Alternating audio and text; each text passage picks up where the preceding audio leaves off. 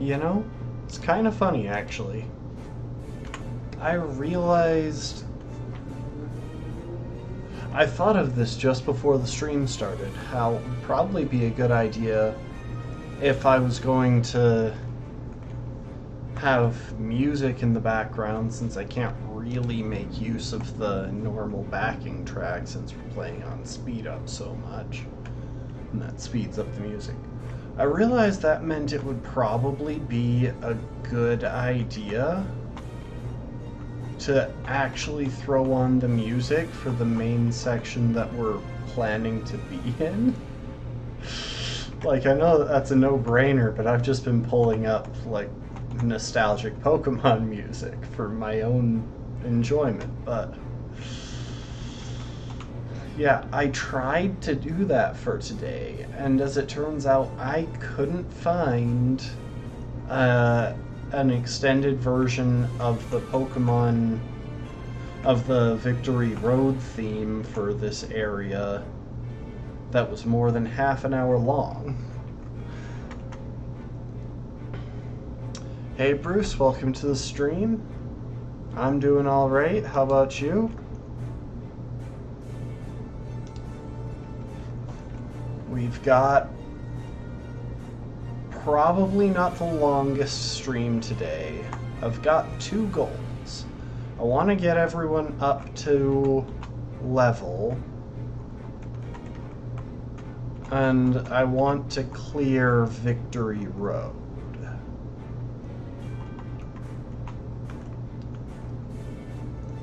So we're going to start by clearing Victory Road. We're just going to take it one challenge at a time.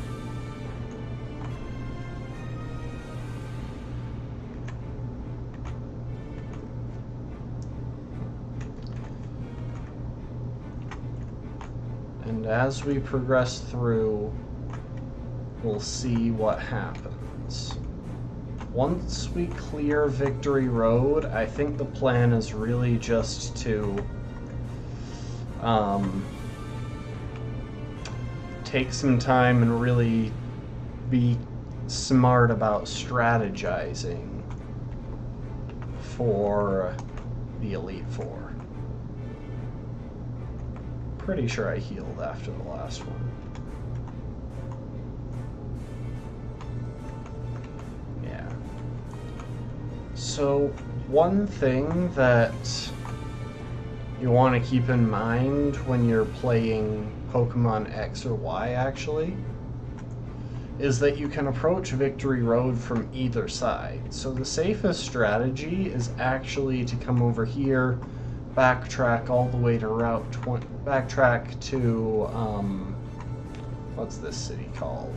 Santaloon City, where we fought the first gym, and come in from that side, because the trainers are significantly less dangerous. Over here, if we were to actually try and traverse this, it's like there's a double battle, which probably has some trainers that are on par with Victory Road.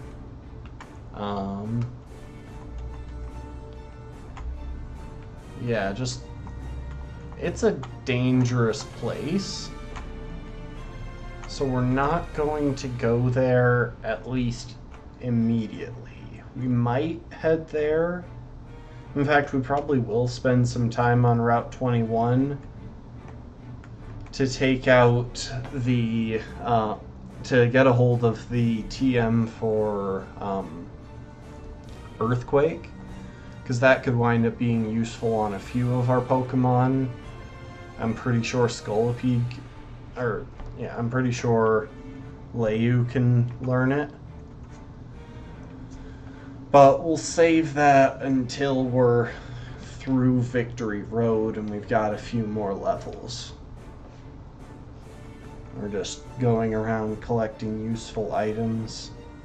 But yeah, before... I actually find this really funny. We have beaten 8 gyms, including the Ice Gym, which was a surprisingly scary gym for us. We get to Victory Road, and this guy is like, cool, you've beaten 8 gyms. Clearly, you still need to prove yourself against me. because I am the final boss here.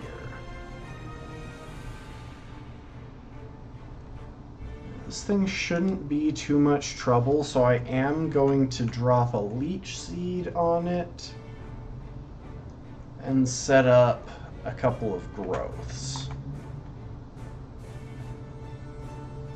Oh heck.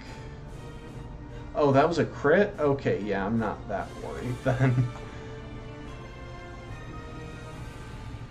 So it does have a funky moveset, but now we should be able to heal pretty much to full with Giga Drain, and we're at doubled special attack, which should give us a pretty strong... You're doing water only in X and Y, I'm guessing?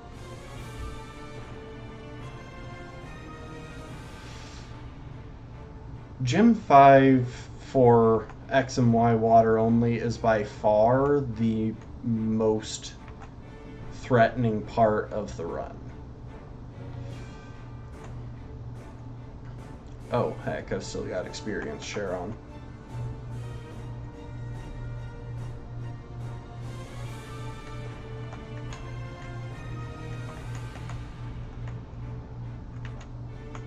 Let's turn off experience share so we avoid the risk of overleveling.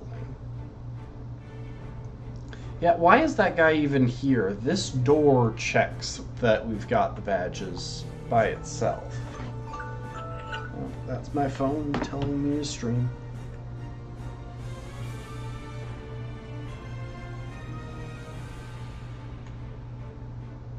Ah, Gen 7. Or, wait. Hang on.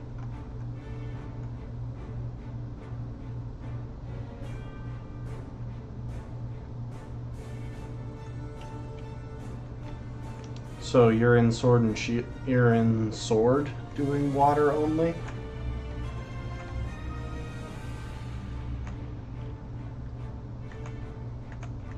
Okay, I'm actually gonna back up again now. I wanted a pretty particular team for that fight, but now that we're through there, I'm actually not that worried about the whole thing.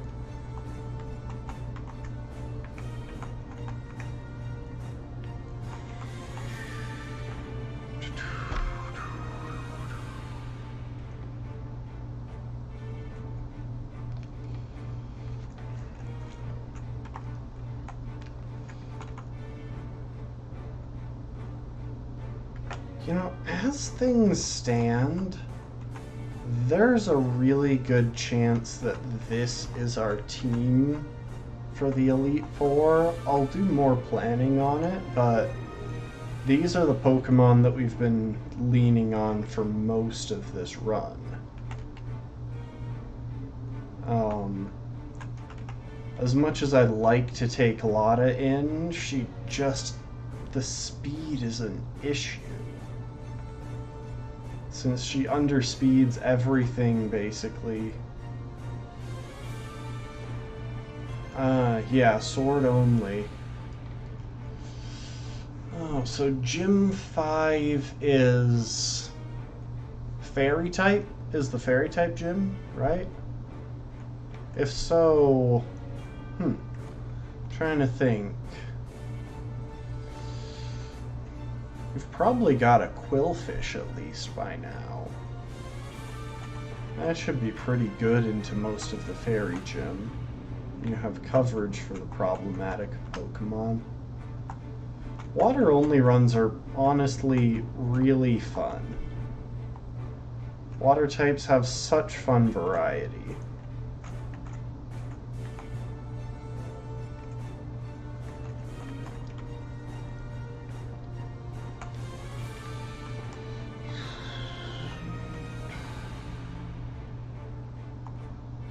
Okay, so we're going to take this nice and slow.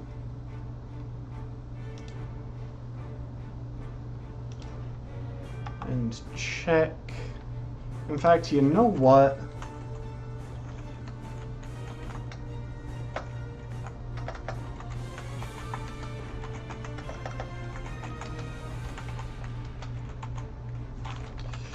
We're gonna open up Bulbapedia instead of just Cerebi. Because for some reason in Gen 6, Cerebi doesn't have the full movesets of the opponents.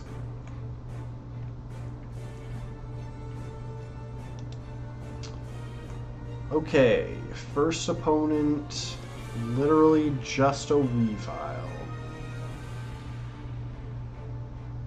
And we also don't have the full moveset, dang it.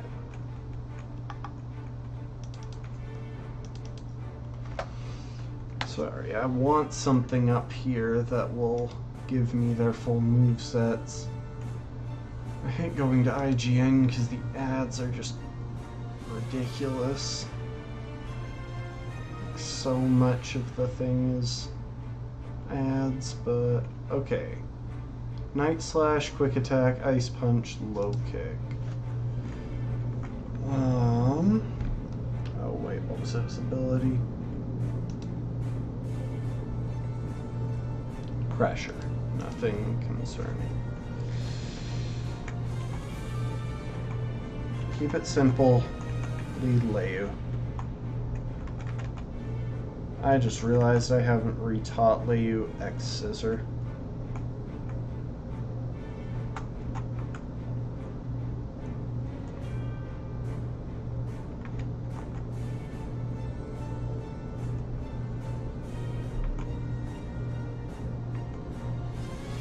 As long as we don't freeze.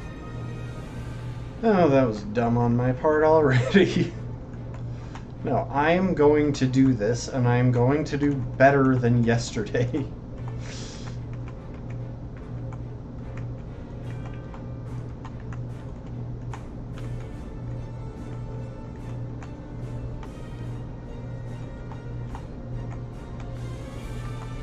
Leyu, you're gonna learn X Scissor.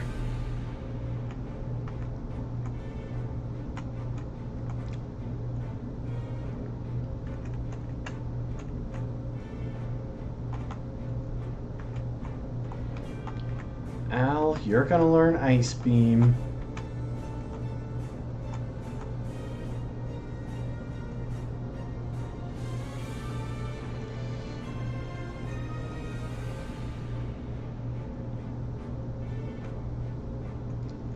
Goldeen saved you from losing to Bea. I'm not sure how to pronounce that name. Bea, Bay. For the life of me, I couldn't tell you.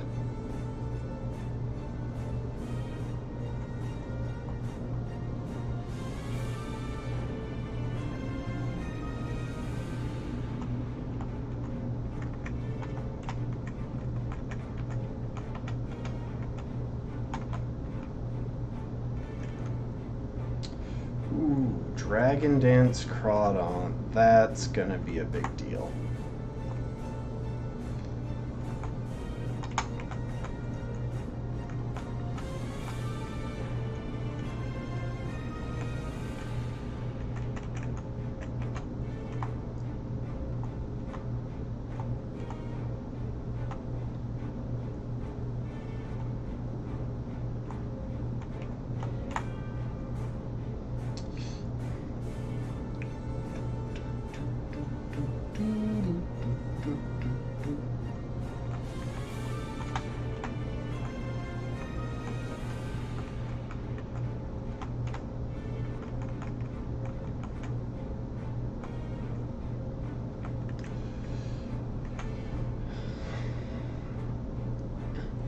Oh, yeah, that is pretty good for a Dragon Dancing Crawdon. You know what's funny? You know what Pokemon carried me through like the first half of my attempt at ground only in Pokemon Shield? Literally half the run, I depended on a Barboach / Whiscash with Dragon Dance and Rest. That thing carried me through so much. Oh, where's Rock Smash? Leyu, we're gonna teach that to you. over X scissor briefly. We'll delete it in a moment.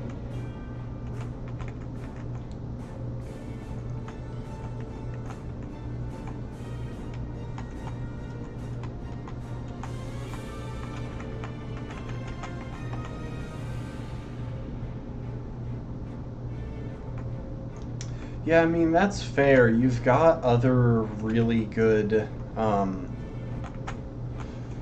water ground types. I needed Barboach for a very specific role. Oh. Okay, what's this guy carrying? Since I'm going in completely unprepared. Okay, the black belt has a Machamp. I should be baiting Earthquake, which means this should actually be a free switch into Desi. Hang on, what's this thing's ability? Guts. So it's not no guard. Honestly, though, I think I'm gonna pivot into Ivan. Oh, that was a crit.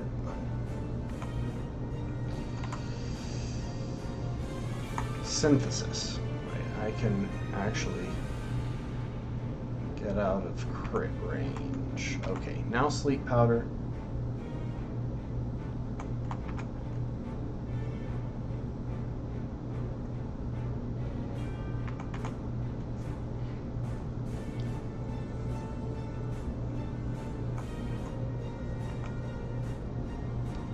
There we go.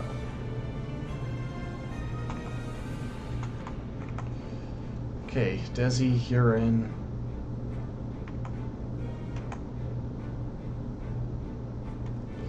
So I could have done that to start off. I wanted to play it a little bit safe and make sure that it was going for the right move, or that I could get a safe switch in. Which, now that I think about it, that wasn't really a safe switch in, because it could have gotten a one-turn sleep.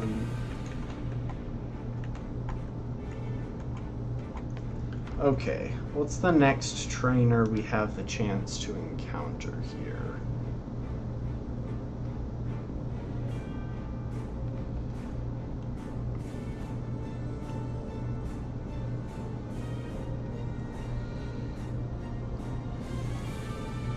Okay, it looks like there's an optional trainer to the south, but we can just skip her.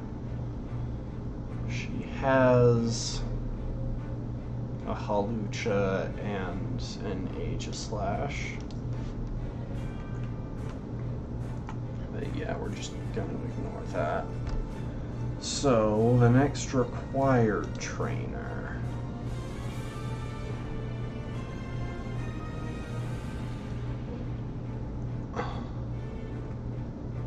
Okay, there's a backpacker on this in this area with a Haxorus. But I think we'll be able to avoid him, so I am just going to play this carefully. We're actually going to lead...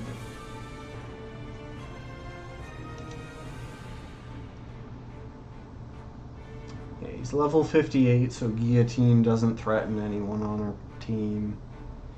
Dragon Claw, Slash, and Assurance. I think the safe strategy has Rivalry. You know what? With the Rivalry cut against Leyu is the best Pokemon to risk against it. Okay, I was right. He's just running back and forth along the middle of the bridge, so we can skip him. And next is a cave with a person who leads their Medicham. There's only one thing to do against a frail fighting type.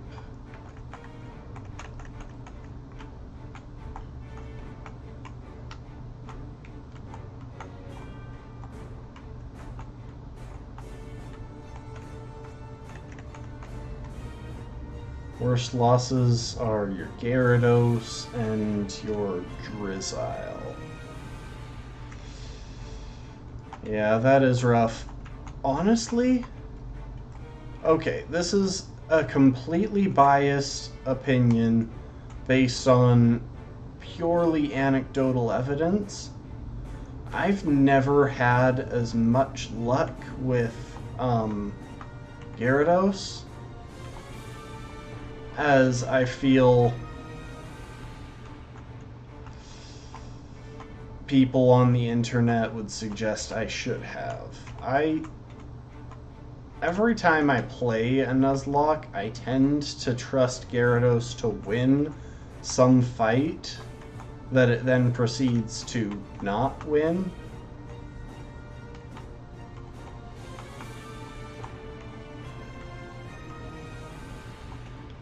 And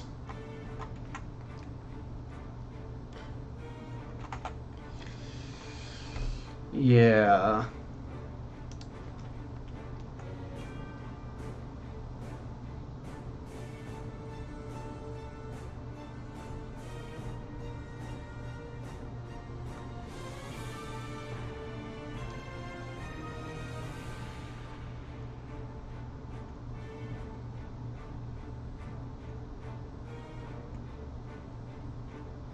Okay, looks like we get access to Psyshock pretty soon here. The next opponent that we might come across is a Psychic with an Espeon, so I actually think we've got a pretty decent setup for that, because Desi can U-turn out.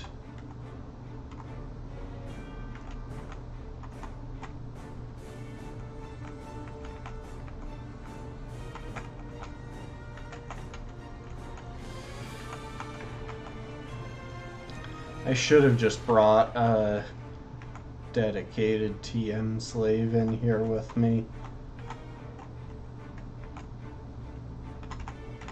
So I think we're gonna need strength to progress, which means we might need to put it on someone that I don't want it on. Might be able to teach it to Pendra, and that wouldn't be too much of an issue since she's pretty much... Yeah, Pendra's just here for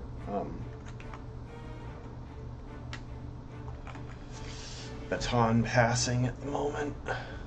Annoying part about Gyarados is nothing could have prevented his death because he got trapped by the G-Max Centiferno. Yeah. Honestly, trapping moves used against you are just brutal in Nuzlockes. And it can actually be so frustrating because, well, you've got... It's a strategy that works for the AI, but doesn't work for you because the AI never really tries to switch.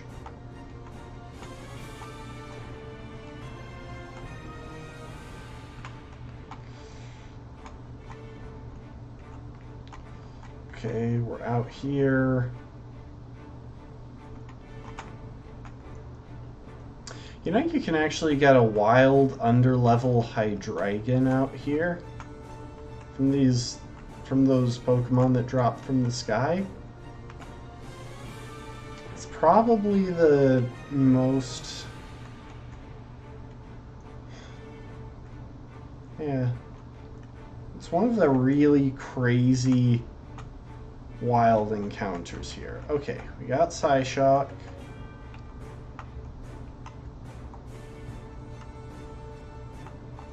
I don't actually know if anyone on our team can learn it, but we're gonna give it a shot.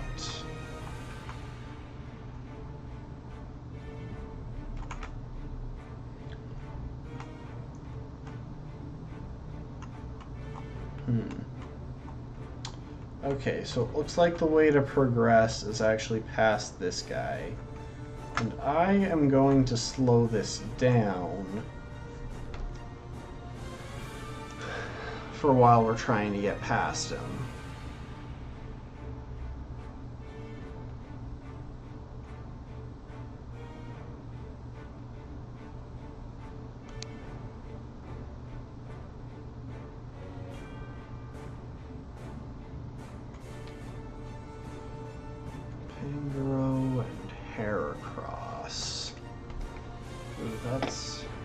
actually pretty scary.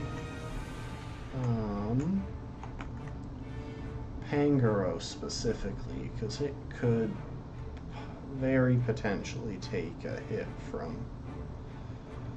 Crobat if we happen to fumble our way into the fight.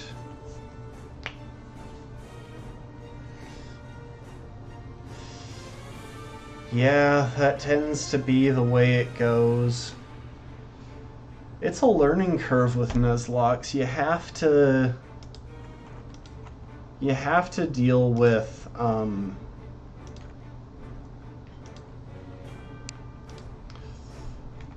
you have to learn to respect certain strategies that are really challenging to work around, like trapping moves and crits. Okay, let's see real quick. Can anyone on the team actually learn Dazzling Gleam? Ooh, Tentacruel can? Oh, dang. Heck yeah. And here I've been thinking we needed to rely on Ollie if we want, or Peeves if we wanted it, if we wanted a fairy type move. I didn't realize that that Al can use it, and it can easily fit it into its moveset. So yeah, we'll lead Al into this situation.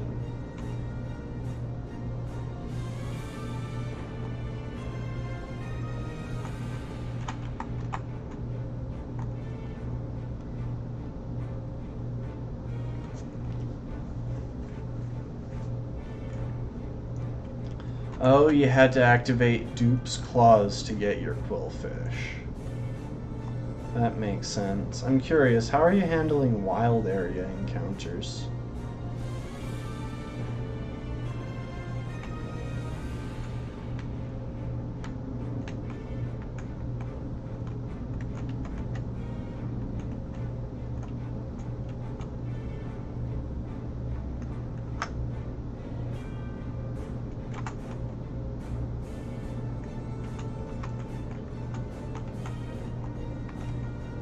Ooh, we got a smooth rock. That could actually be useful if we decide that we need Sandstorm for some fight.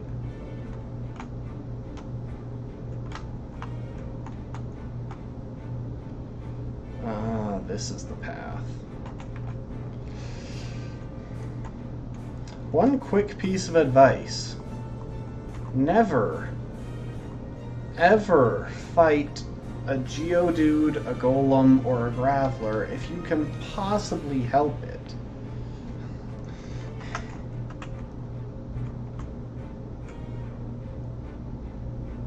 Okay. Yeah, that's how I did my first Nuzlocke. I kind of favor the rules that Keegan J laid out nowadays, just because it really feels like a lot of encounters in Sword and Shield if you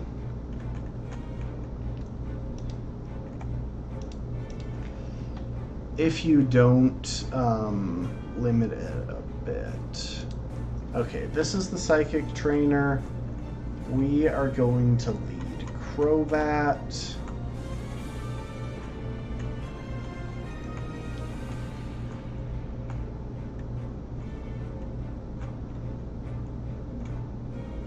Yes, we made it past safely. We never have to fight that trainer.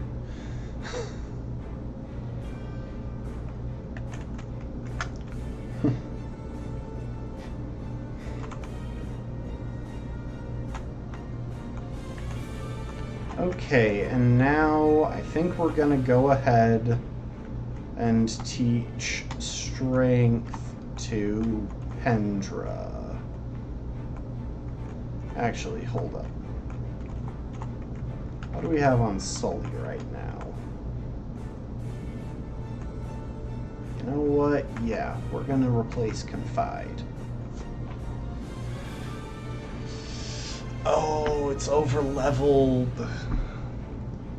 That actually really sucks.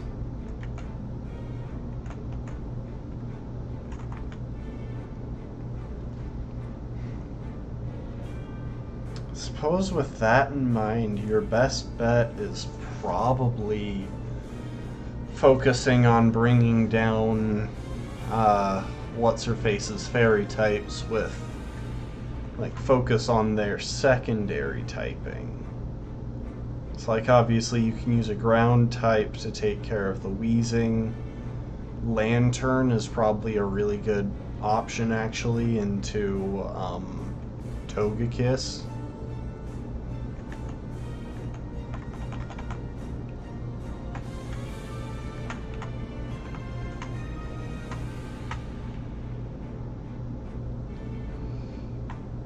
And luckily, despite being a Gigantamax Pokemon,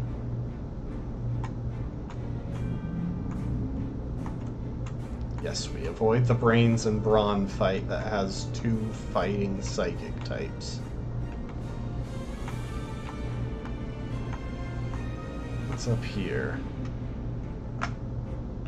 Ooh, you lost your Lantern. That is actually really rough. Lantern is such a good Pokemon for some fights in that game.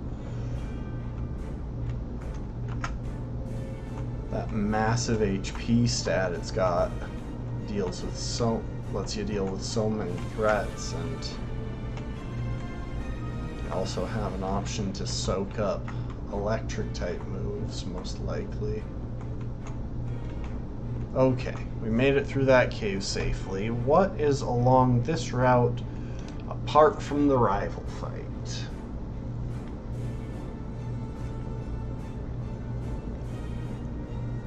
Yeah, I really didn't want to go up against that Brains and Brawn pair of trainers.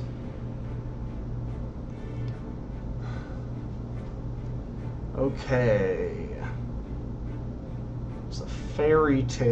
There's a fairy type trainer with an Azumarill and a Florget. That won't be that dangerous even if we encounter her, which I think we can avoid. But to be safe, let's see. Oh wow, literally no one on our team. Literally no one on our team is carrying poison type coverage.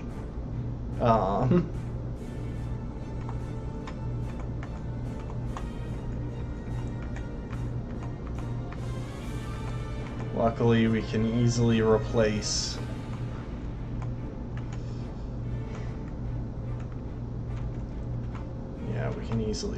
Energy Ball with Sludge Bomb.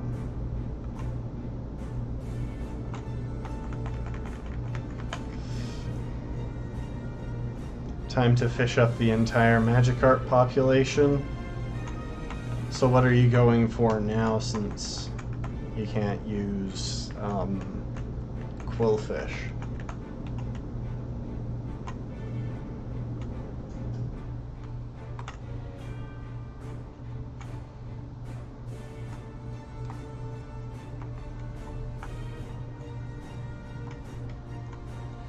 Oh, I know what this is. I think this is the path back to the start.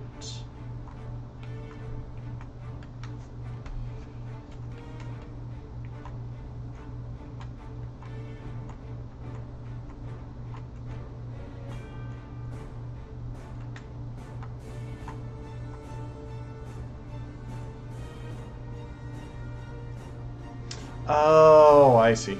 Yeah. I guess that makes more sense. Yeah, a lot of the overworld Pokemon are pretty massively overleveled. At least in the wild area. On the routes, it's a lot easier to work with. Okay, so here we can open up the path back to the start. And with that in mind, we might as well hit up the Pokemon Center. Quick Balls. Okay, I really wish there was a Pokemon. Oh. I do really wish there was a Pokemon Center, like, closer to there.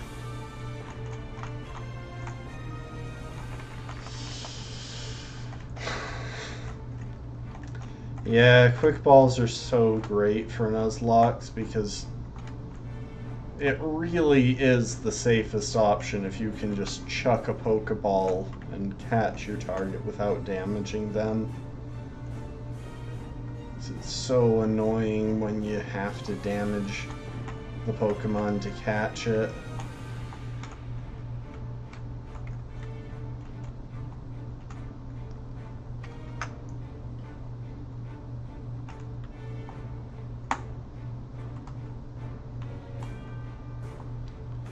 Okay. Let's bust out Rock Smash again. Let's actually teach it to Pendra.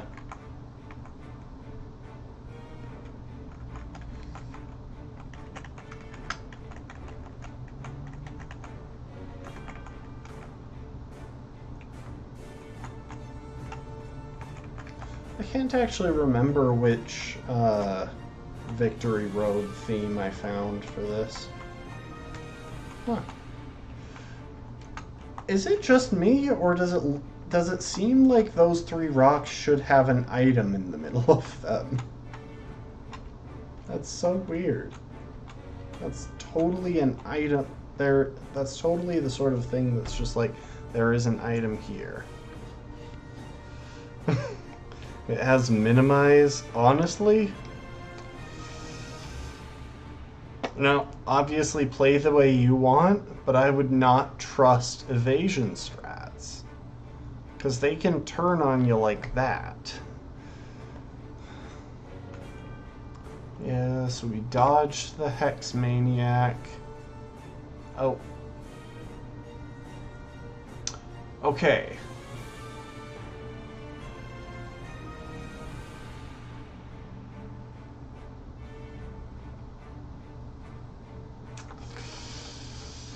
So, this lady right ahead of us heals us, which means walking all the way back to the start was a bit of a waste, but that's fine. Which means our next fight is our rival.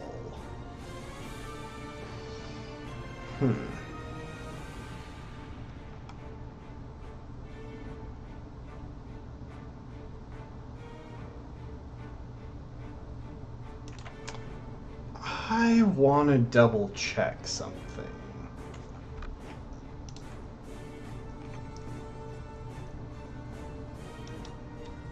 In the Pokemon League, the leads are Pyroar, Pyroar, Klefki, Drasna, or Dragalge, and Clawitzer. The only physical lead is the champion's Hawlucha. We're actually going to take a minute.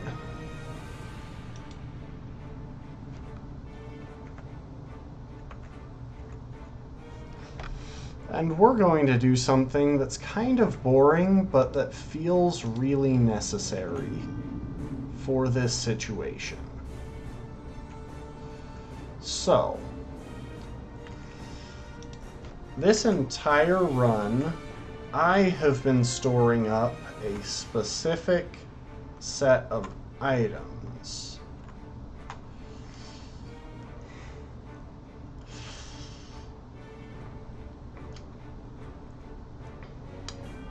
Omeg, Qualot.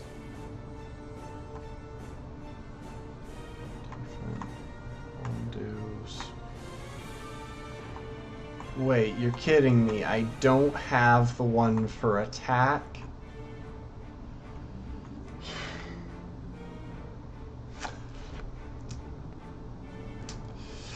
Well, it's not impossible to circumvent. It's just going to be a little bit harder. I am sorry in advance for what I'm about to do. But Pendra if you would be so kind as to reset all of your IVs.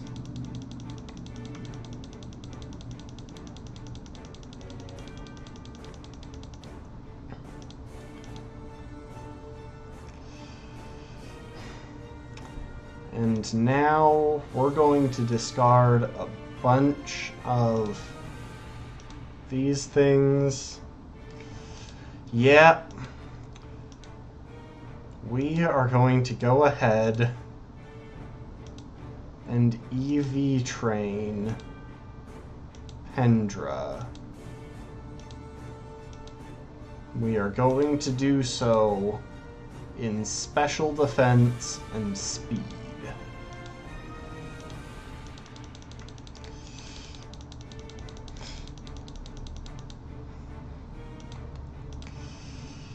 Because here's the thing. The easiest Pokemon to reliably set up on for a baton pass is typically going to be the first Pokemon our opponent has. Oh, wait. Before we do that, let's fire up a double up bag.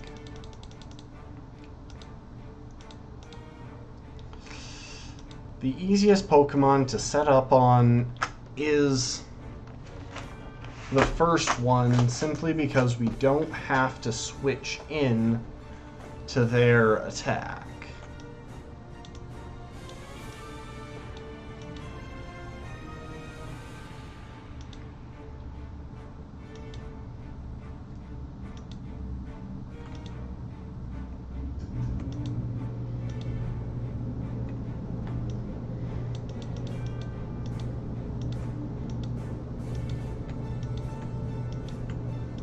Ah, jeez. Overshooting.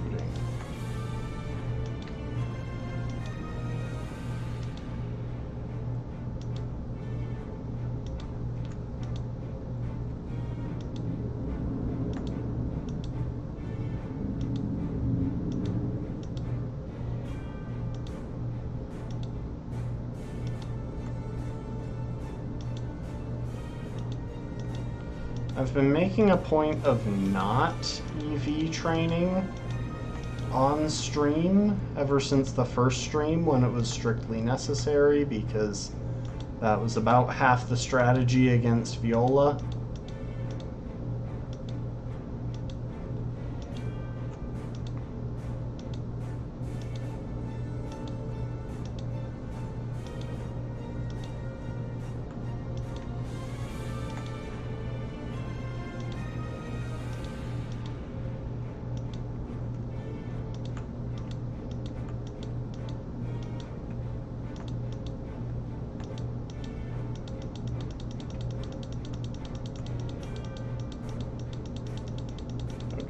We are going to try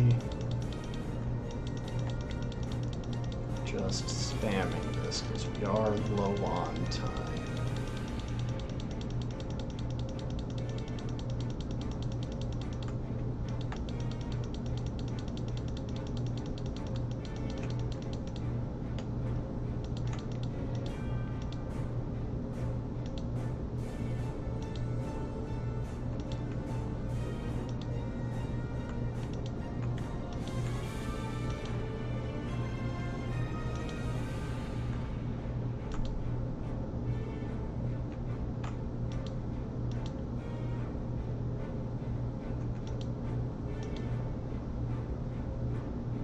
Okay, we made it through that one, and because we had the double up thing, we got 24 EVs from that. So that'll help speed this whole thing up. But yeah, I've been avoiding EV training on stream just because it's incredibly boring.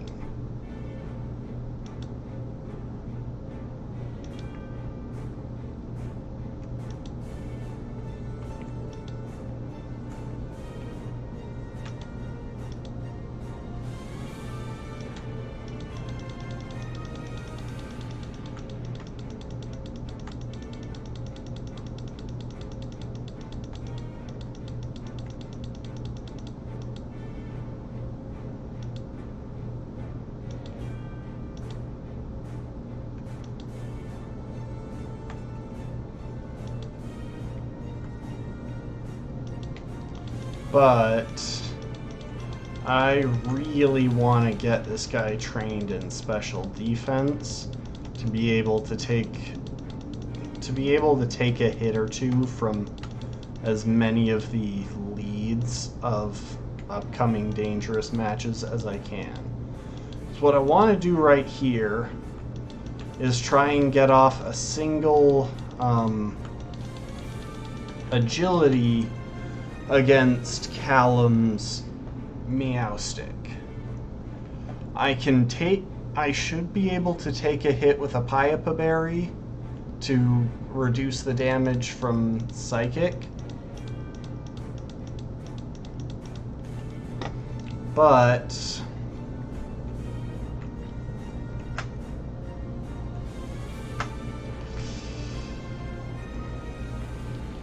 it's still a dangerous thing because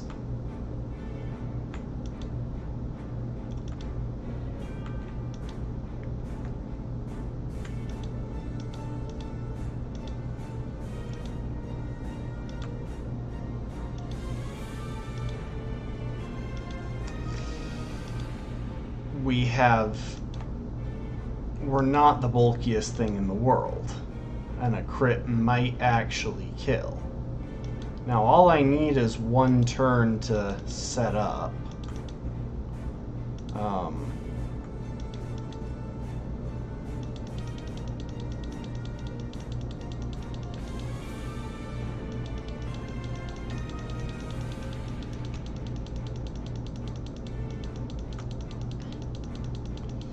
But once that's done, it's a matter of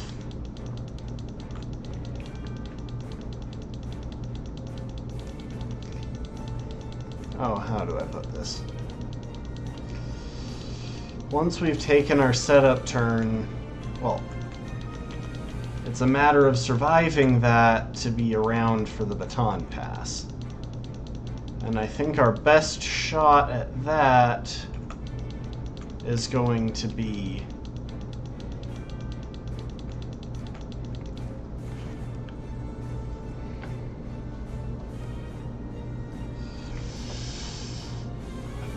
that's rough. I think our best shot at that is this is going to be having a nice supply of special bulk.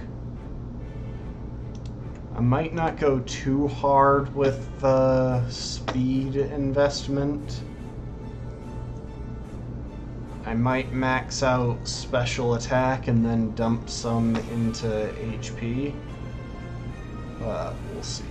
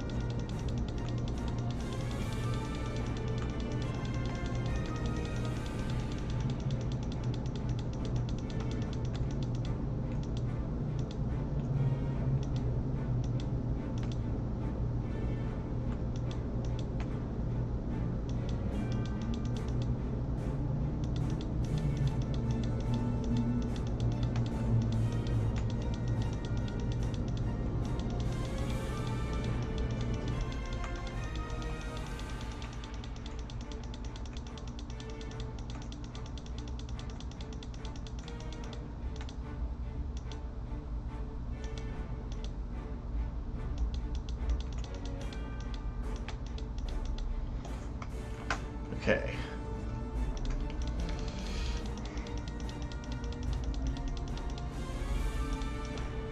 So yeah, I think we'll go until we're full on bags here. And then we'll duck out, punch the bags for a little while.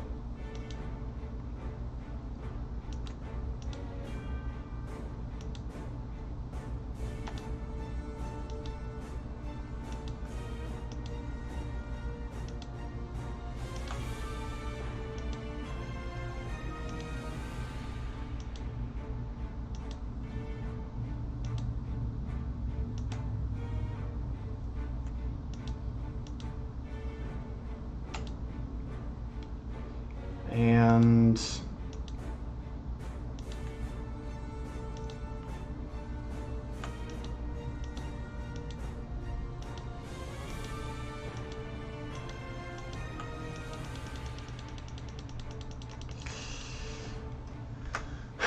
then we'll start grinding for special defense. And I'm just going to say it again. I'm sorry that there has to be EV training in this stream.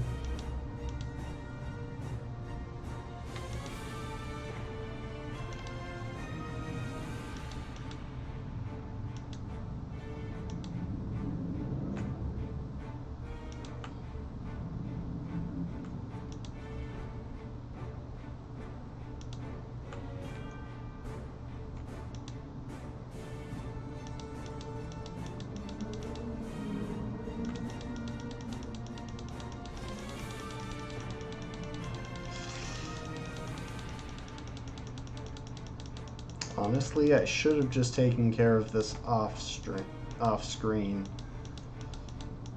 earlier today, and I might have done so, but I was actually pretty busy.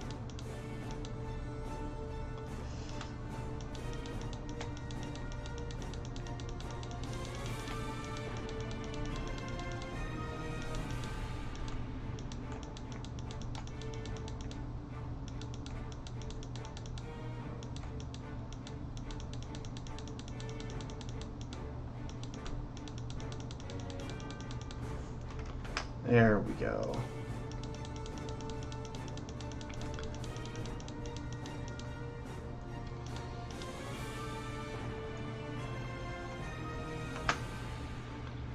Noivern is actually a pretty tedious one, just because its wings do honestly move a lot faster than what would be reasonable to aim at.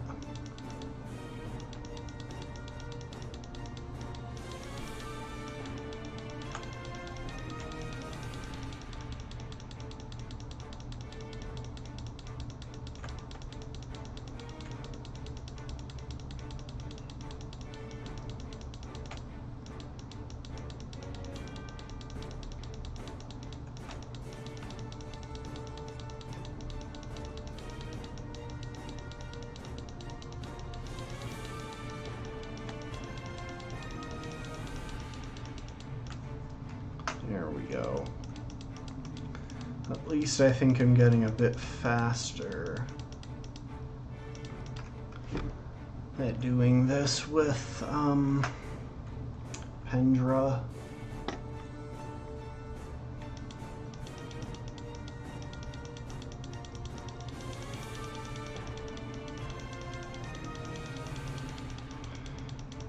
As much as it cuts down the damage of some of the shots, I think that I'm gonna stick with jitter clicking this, because honestly it boosts the reliability.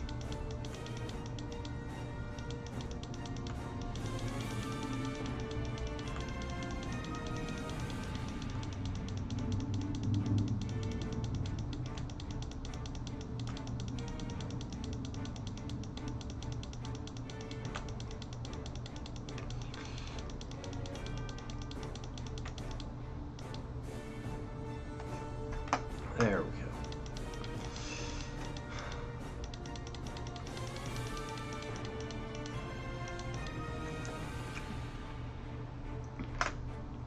Once we're on to special defense training, I'm hoping that this will be a bit easier.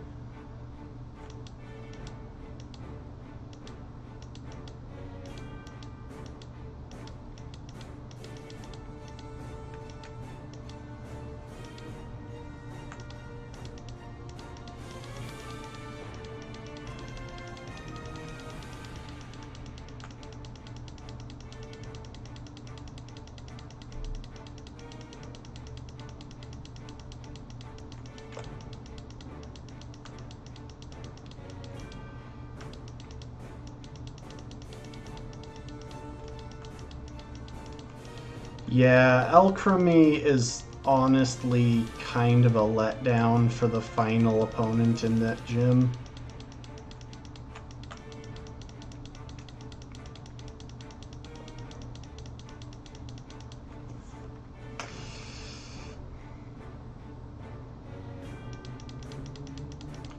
And remember, you can teach something like Substitute or Protect to try and soak up a couple of the max finales.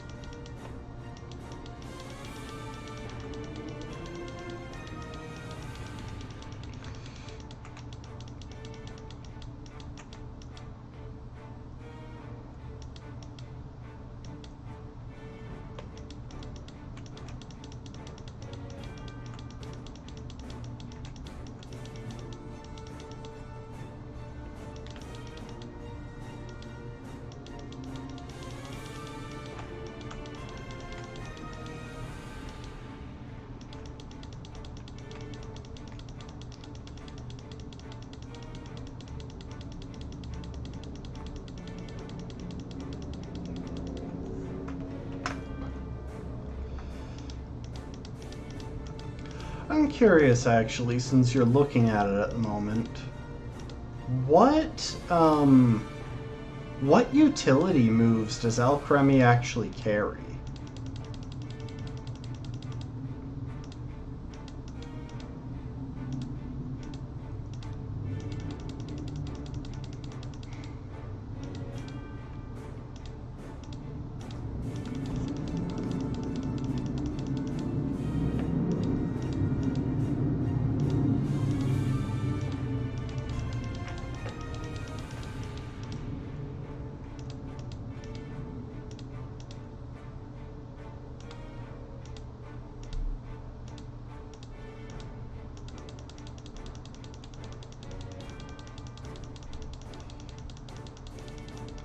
Draining Kiss, Sweet Kiss, and Acid Armor. I don't suppose you've got anything immune to confusion. Nah, luckily, with what it's carrying, there's a good chance you can just stall out the Dynamax and then switch into something carrying like a Person Berry.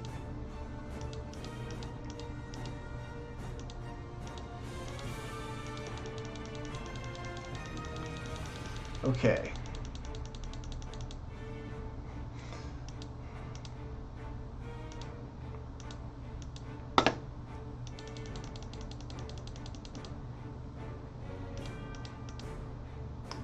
Now, let's take on Dragalge.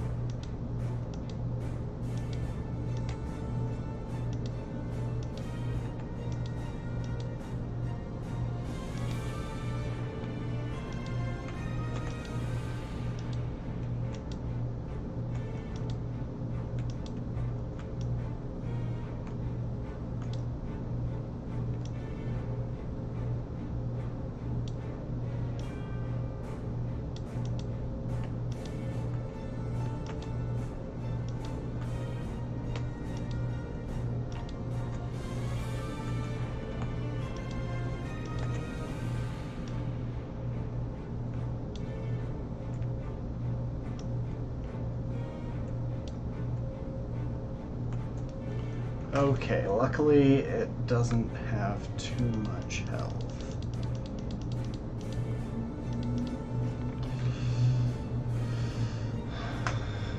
Yeah, between Yawn and Protect, though, remember that...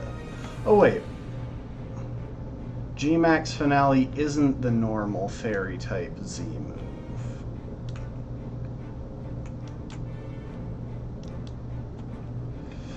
I was going to say make sure you remember that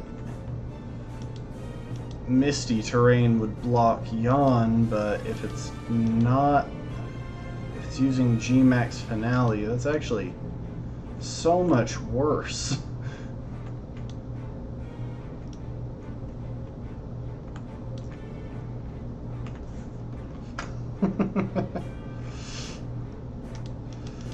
What does G-Max Finale even do? Does it, like, give the user some recovery or something?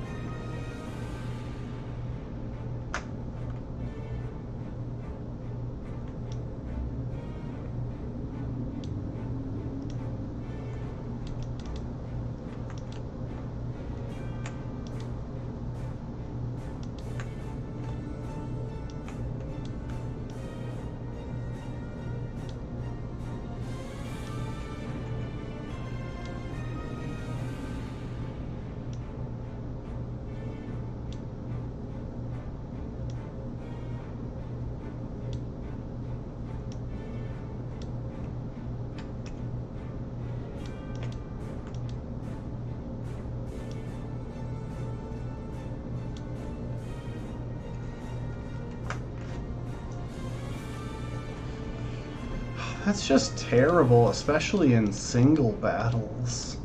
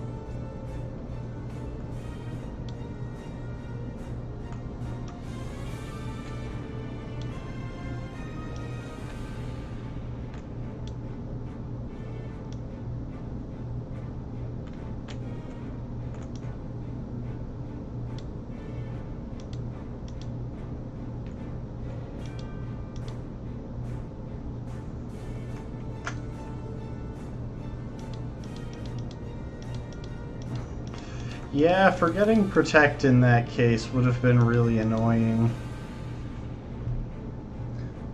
But one thing I discovered going through my ground-only run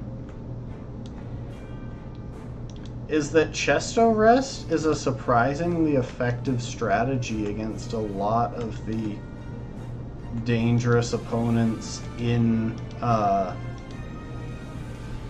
Galar.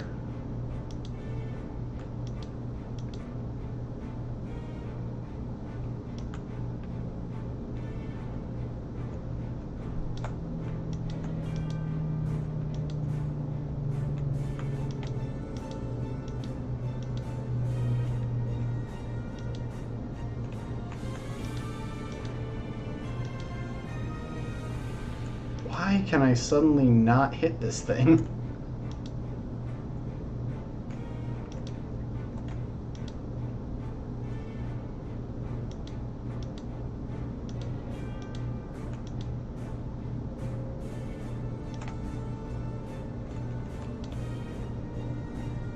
There we go. Yeah, a lot of the dangerous opponents in Galar actually rely pretty heavily on status.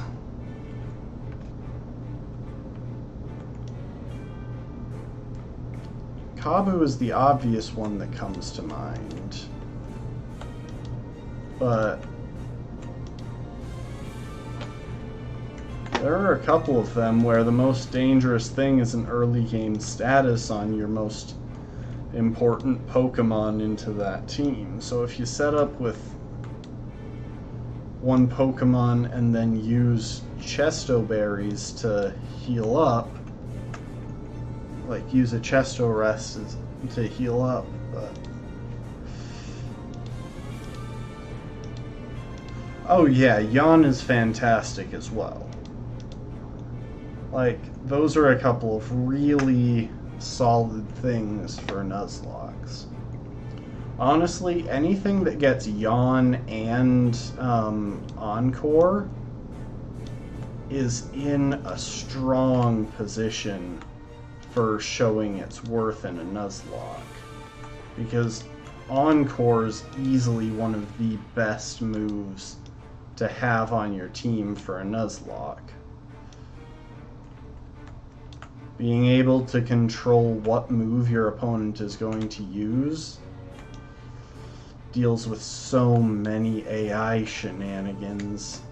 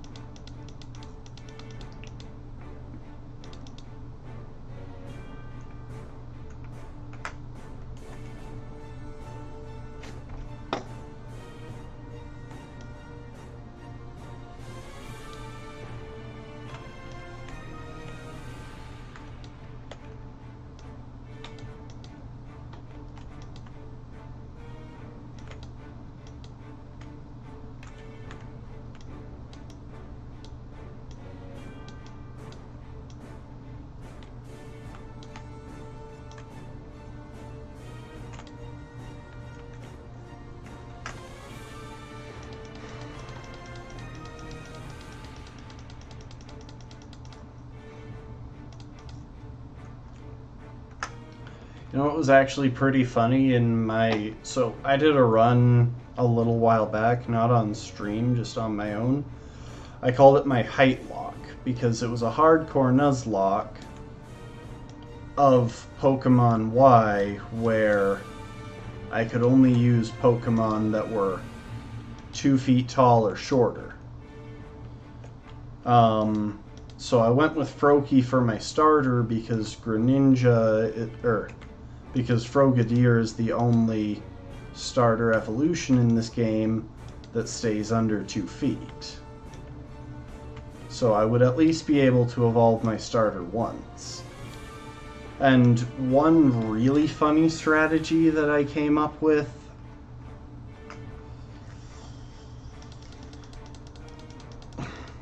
I realized that Frogadier actually had the exact tools needed to use a strategy from the depths of 2012, actually even older than that, from the depths of like 2010 Pokemon. I think that's around when Gen 3 was. I could be wrong, it could be older, like 2008. With Natural Substitute, along with its Torrent ability,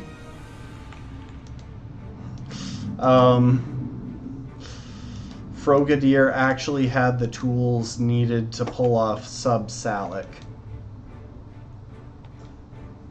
Which I just thought was hilarious, that there was a real chance that I might have taken a Frogadier into the Elite Four and used Sub-Salic strategies to take on the Dragon-type trainer. I didn't in the end. I found more reliable options, but...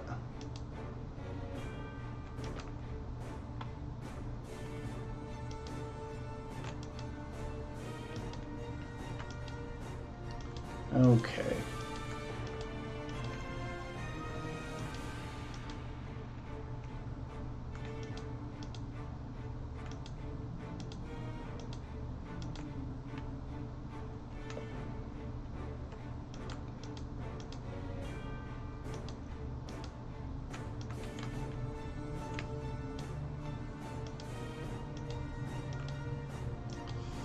It was just funny to think that yeah.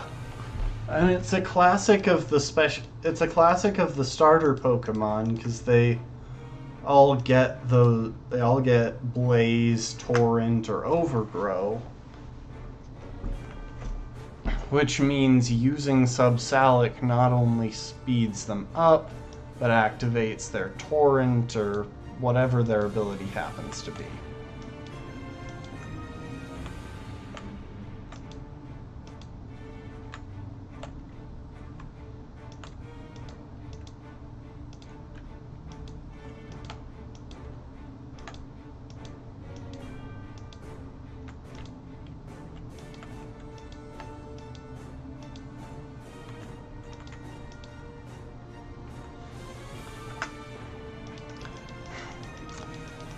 Yeah. I'm proud of Puddle the Frogadier, though. Made it through the entirety of the game. Oh geez, we've got so many of these. We'll discard the odd one.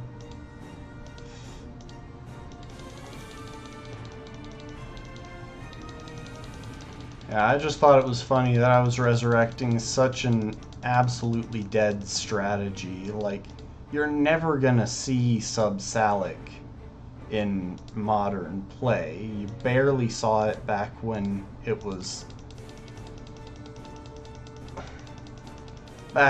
one of the only existing strategies. I can believe it. Skill Link Cloyster is an absolute behemoth. Like, that is a scary Pokemon.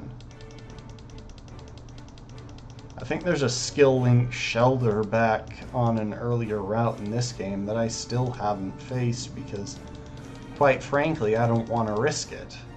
Even though I could totally survive it at this point with level 60 Pokemon, but...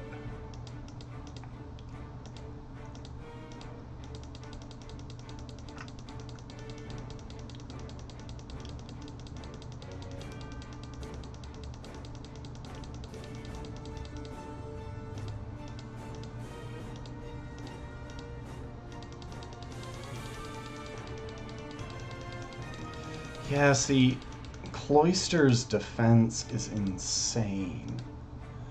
And funnily enough, it actually has usable special attack. So, like, while its physical attack is better and takes advantage of Skill Link, you can mix in the occasional Hydro Pump or Scald or whatever. Give me a sec. I just realized I forgot to bring my water over.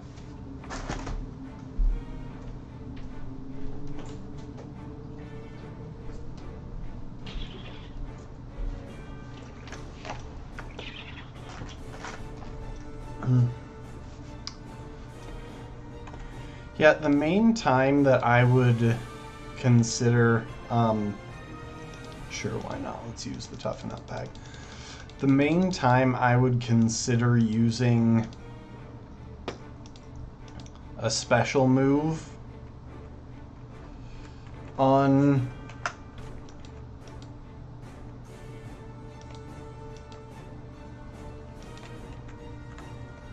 Cloyster is if you're going up against something that has, like, that has a problematic ability for making contact. The obvious example being Flame Body, but even if you're facing something that has static or some such, and you want to hit it with water coverage, it's a good call to go with a special move to dodge the physical contact.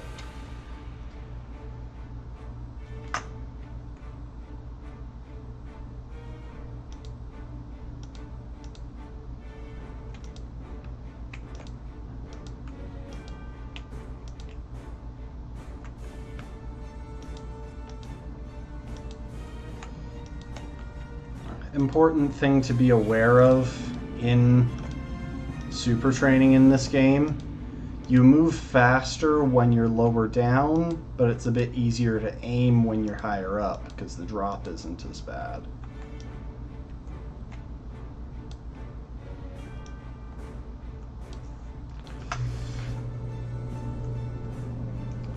Oh, see, I'd actually hesitate a bit to use Razor Shell, because isn't it only like 95% accurate?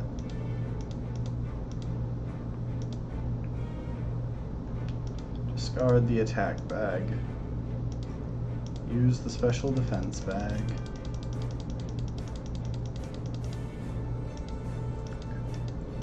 I'm guessing you just haven't come across a TR for liquidation. Or did you maybe spend it on someone else?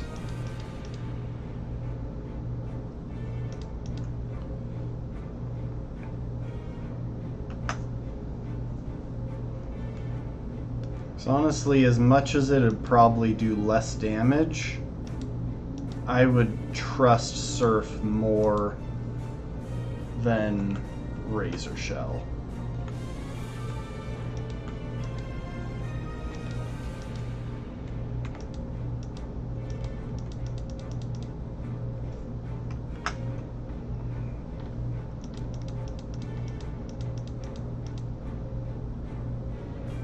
Okay, so we've maxed out our special defense. Now I think we'll go into HP.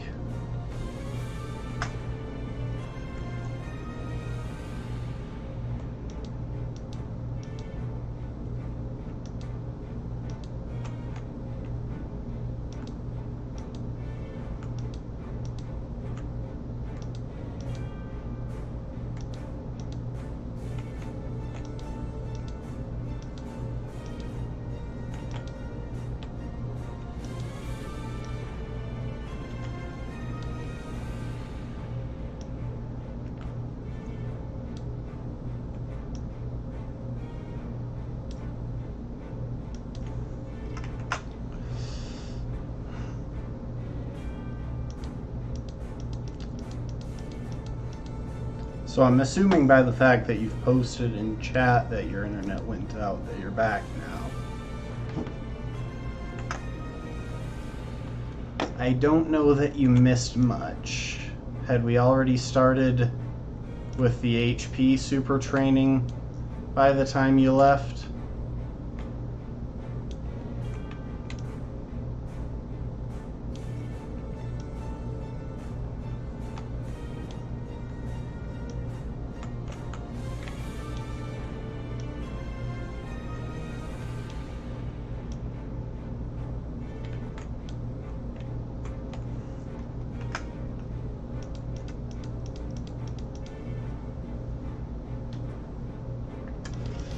Internet can be really annoying.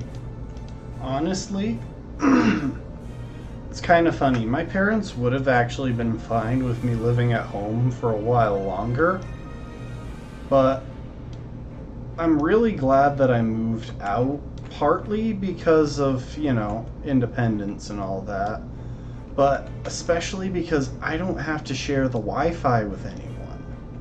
And it makes my signal so much better than it might otherwise be.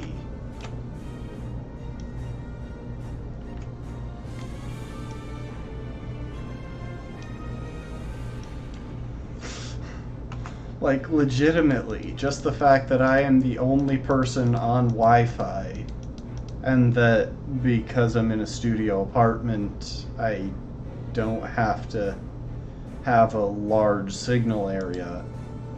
Hold up a sec.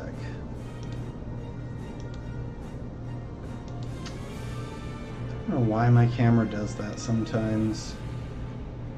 Yeah, like, I'm in a 425 square foot apartment, which actually just suits me really well because I really don't need a lot of space for just me. I'm always close to the router. I found an apartment building that's actually got fiber optics, so my speeds are fast and reliable. It's so freaking nice. And I don't have anyone else hogging up the bandwidth. Which is also really important because I work from home. I can't work without Wi-Fi functioning. So this helps me avoid situations where I'm stuck, unable to actually get my work done because Wi-Fi is having issues.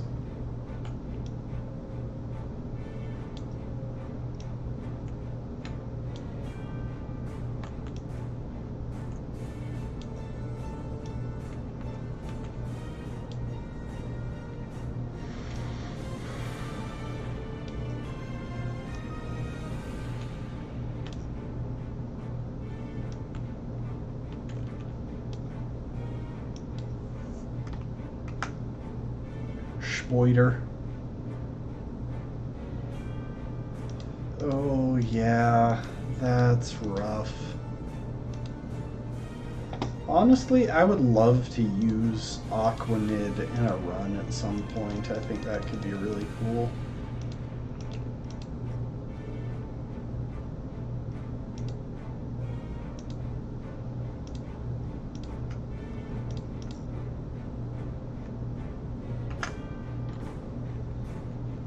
Also, I absolutely love super training against this Wailord because it's so easy.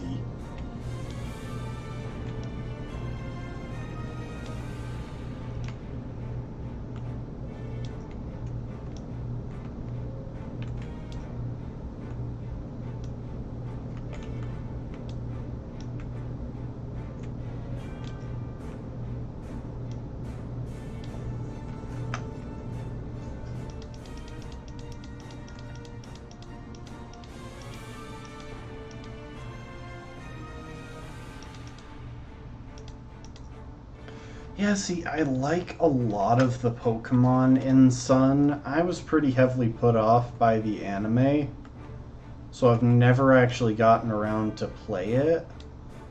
But I wouldn't mind playing Sun and Moon or Ultra Sun and Ultra Moon at some point. Though I gotta say, the fact that Pokemon seems to have decided, like,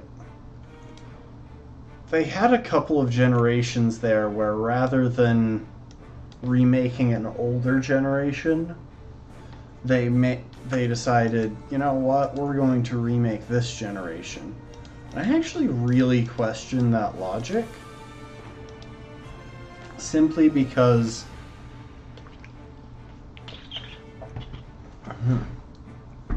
okay, Pendra is fully EV trained. Let's put the format back to what I prefer. I actually really question that logic because how are they going to... It makes it so confusing how they're going to do remakes of those generations further down the line. Like, are they going to remake just Black and White? Or are they going to remake Black and White and then Black 2 and White 2? Or are they just never going to remake those and just make Gen 1 remakes until the end of time? That's honestly probably more likely, but you know. Okay, so we're gonna give Pendra a Piapa Berry. And we're going to give Leyu Black Sludge. Yep, I am aware. I am aware that there are many cutscenes in this. Okay.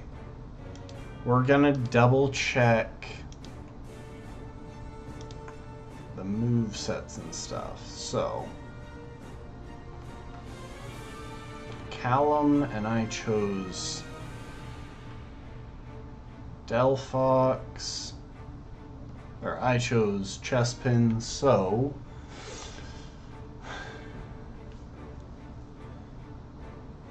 Yeah, Meowstic poses absolutely no threat to,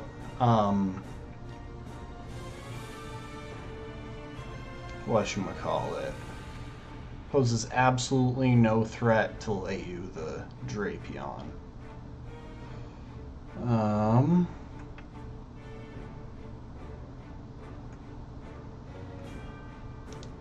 I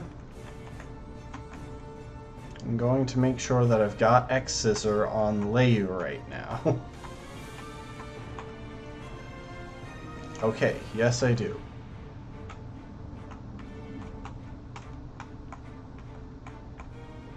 I'm not even sure. Oh, we can trigger that encounter, huh?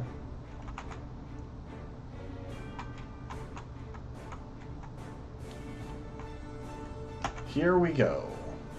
This is, I'll admit, a very cinematic fight, even if it really shouldn't be, even if we should be able to handle it pretty well. Okay, so it's going to start with,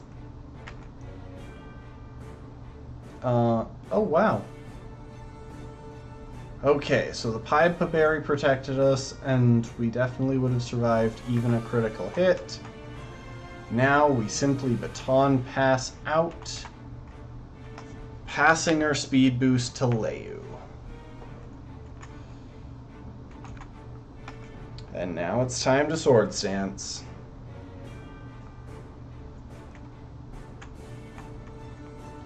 That's 2. And that is 3. Okay, maxed attack. We should be all set to tear through the rest of the team. With +2 speed, we should be able to outspeed everything. I'd be iffy if they had IVs, or EVs, but I don't think that's an issue. And at +6 attack, we're definitely going to outspeed all of them. Or we're definitely going to one-shot all except maybe this Altaria. No, we still one-shot the Altaria.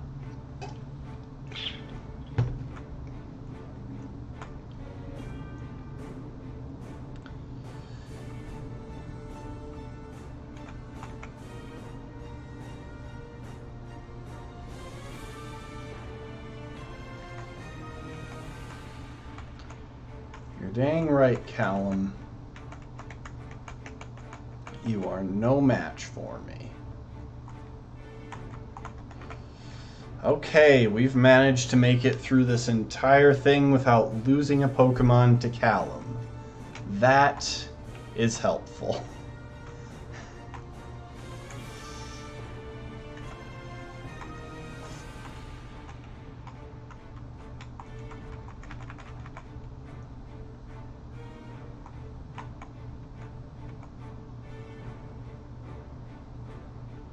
Huh. I think, correct me if I'm wrong, but don't you also get a Dynamax band in your inventory?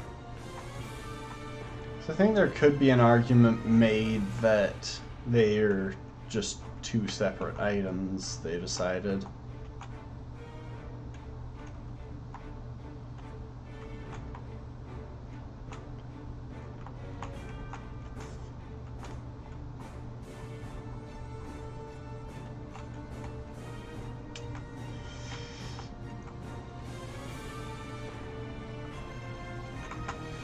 Okay, after that whole long thing, we can go back to actually making progress. So it looks like the next person is in motion, meaning we should be able to dodge them, but yeah, they're packing Slowbro and Altaria.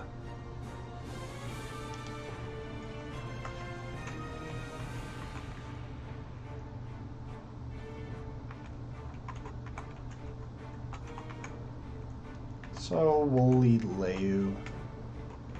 Should be pretty doable.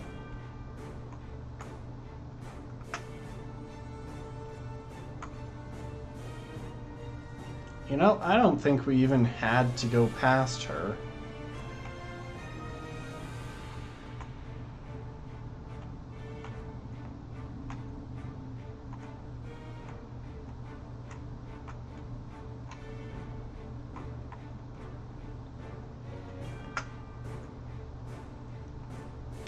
Yeah, so I'm guessing the Wishing Star and the Dynamax Band are technically considered separate items.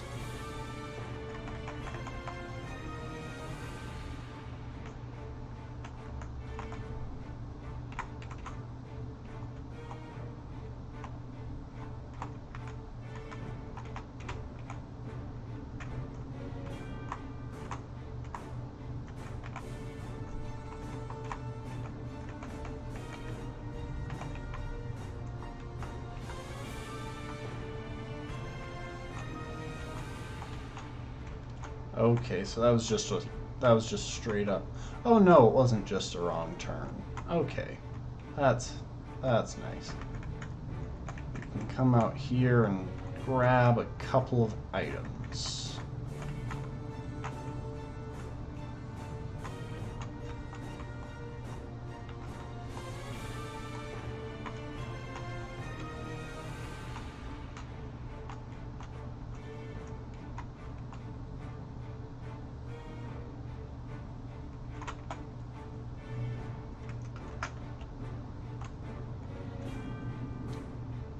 Yeah, my main strategy for passing people walking back and forth is literally just push up close to them and then as they arrive in the point where they're going to start walking past you, that's the moment to start pushing. I should honestly be doing this with Repel, because that would prevent the odd chance of me getting an encounter as I enter their path and being stuck there when I get out, but why not? I'll live dangerously.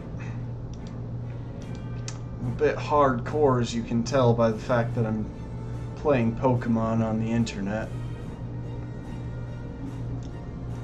Okay, Ranger Ralph has a Crobat. Excellent choice, Ranger Ralph.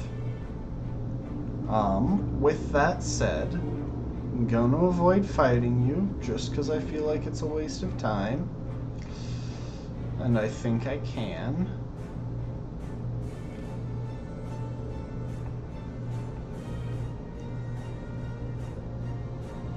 And your Crobat has Double Team, which just sounds annoying. Okay. On the off chance that I get stuck in a fight with him, though, I'll lead Sully.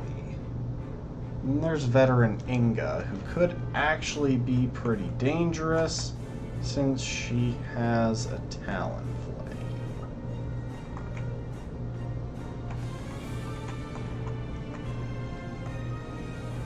Oh, that wasn't who I meant to lead with. Sully, if you want to hop up front there.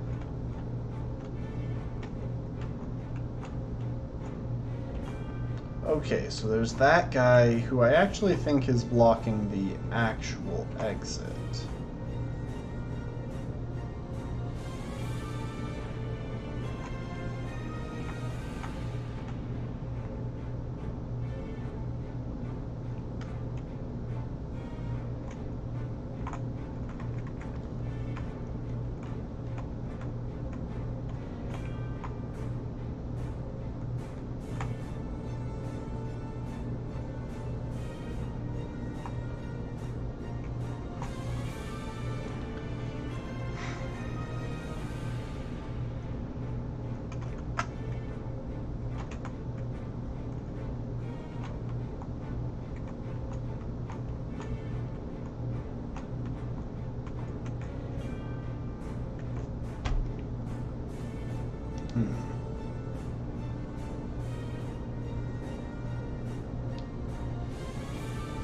Okay, so it looks like the only thing past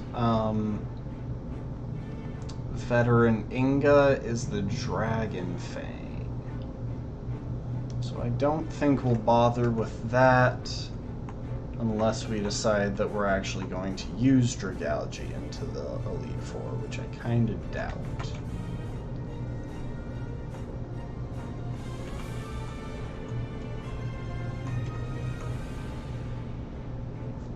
Now this guy is obviously unavoidable.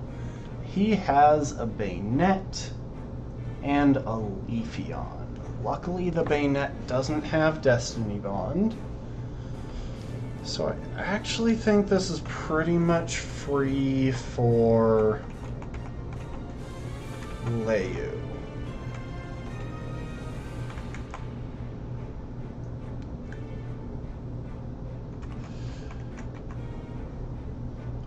Yet, I get why they have Gyarados evolve. They have Magikarp evolve so early, because as Magikarp, it's obviously totally useless. Oh, your Swords Dancing? Well, 2 can play at that game since I don't have a 2-shot with X-Scissor. But yeah, it's kinda busted how early you can get Gyarados.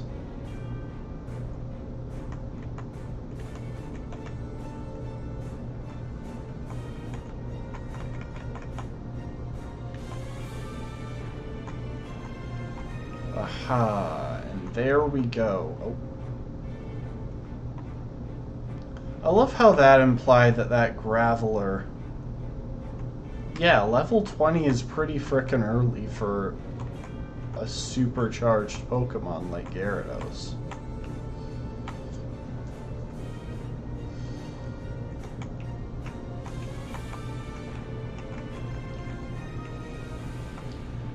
Like, in most Pokemon games where Gyarados is available, under hardcore rules you can get it by the second gym. Obviously there are a couple of exceptions. I think Misty's Starmie might be level 19, or it might be level 21.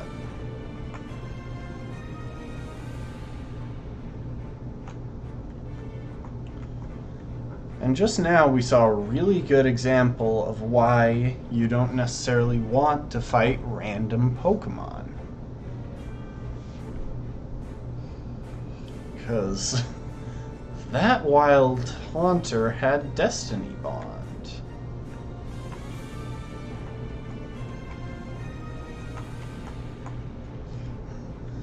And it definitely outsped Pendra. What do you think? Do we want to fight the guy with the Smeargle?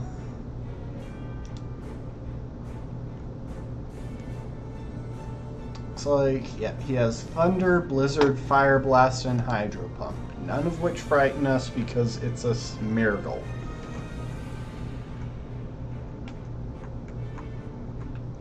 Without setup and status, Smeargle is kinda useless. Okay, so there's a person there. Anything on this side of her? Nope.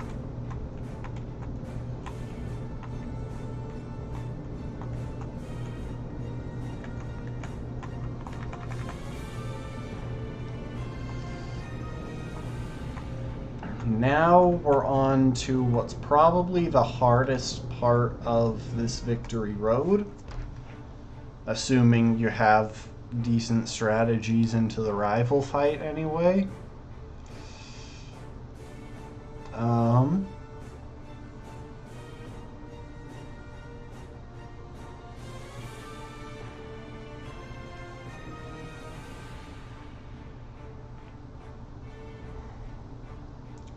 Because we have to...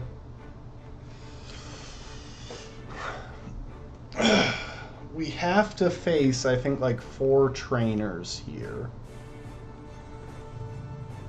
All of them are unskippable, and several of them have some very dangerous moves.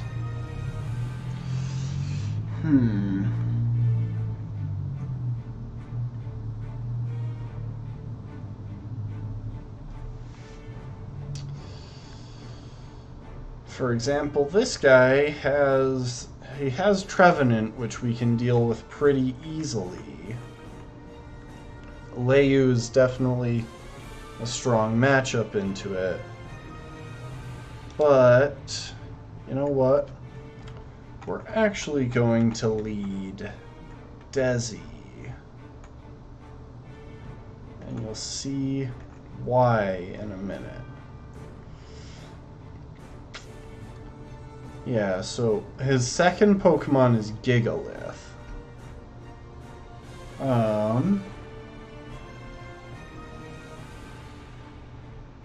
Actually, you know what? We're going to lead Leyu, because we want to bait... We want to bait Earthquake on the switch once we've taken down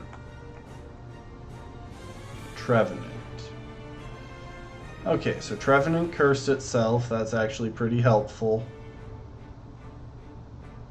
And now Gigalith is in. So because of its moveset, yeah, it's got Sturdy, Stone Edge, Earthquake, Protect, and Sandstorm. We currently bait Earthquake, which means it's safest to switch into Ivan. And it set up Sandstorm, and I completely forgot to reteach Ivan Energy Ball. That's a pain.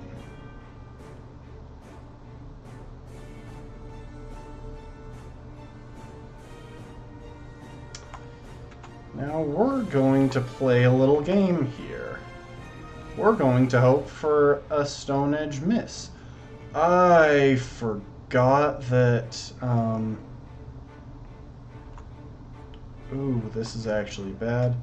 We're going to hope for... No! Ah! I'm so stupid.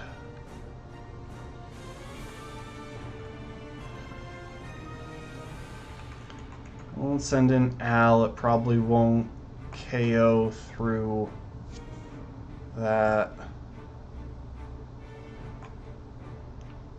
We're going to crunch.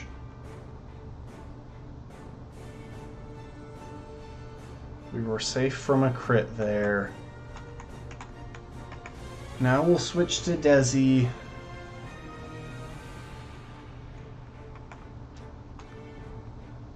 And U-turn out. And it's going for a rock type move. Sully can take that. Even a crit. Oh, that's annoying.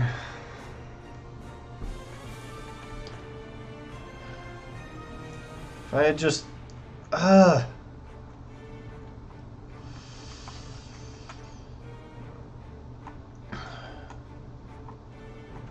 I'm sorry, Ivan. That was on me.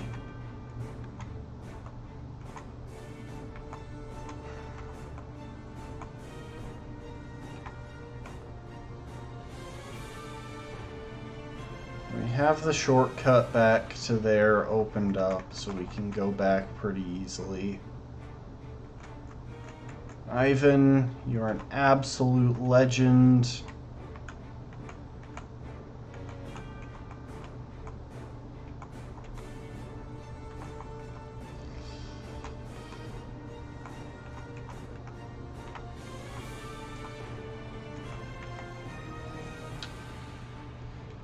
You won't be forgotten.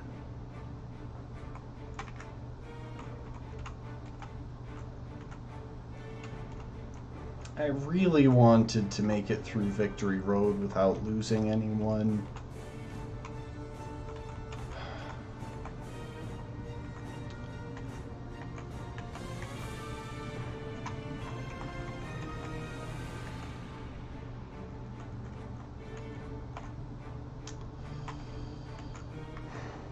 Crazy thing is, there's still a chance that we don't actually use Ollie into the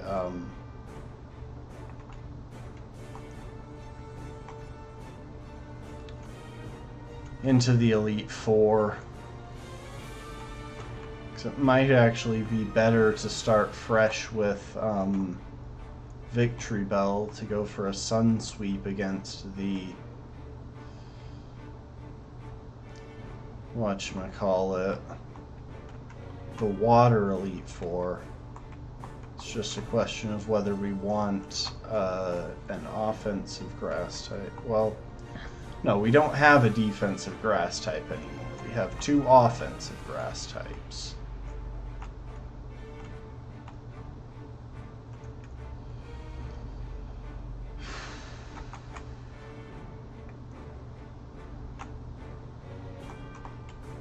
I'm sorry, Ivan. I almost walked into that. Dang. See, this is what happens when I lose a Pokemon due to my own really dumb mistakes.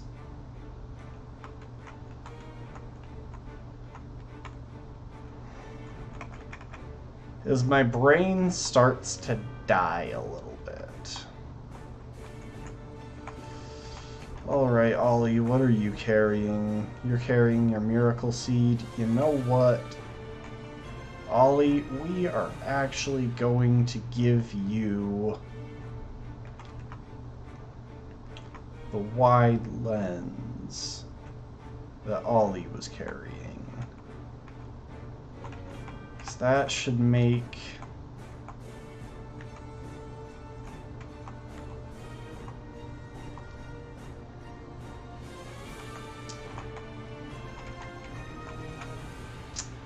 that should make Leech Seed 99% accurate, which admittedly still isn't perfect, but you're not slow enough to make use of Zoom Lens.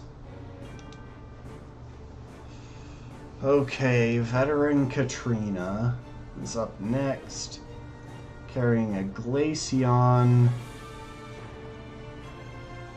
and a Snorlax. Snorlax could be pretty dangerous. Am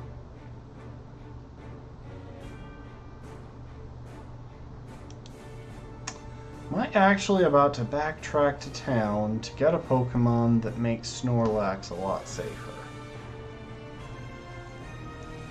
Yes, I am. I'm going to not make more dumb mistakes here. I've got time. We're not facing the Elite Four today. I decided that well before the stream even started.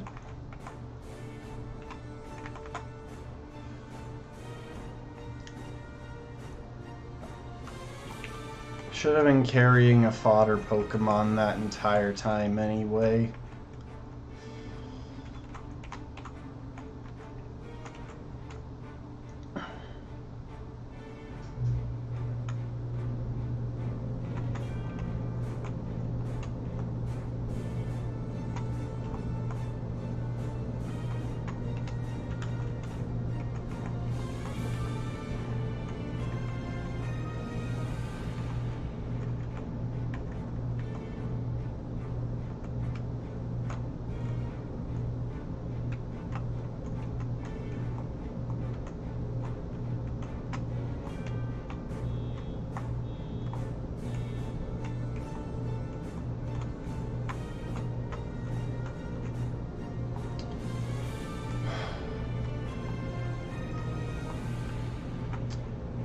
You know the really sad thing about this? I honestly think I could have done this run deathless, because every single Pokemon that I've lost has been to just a really dumb mistake.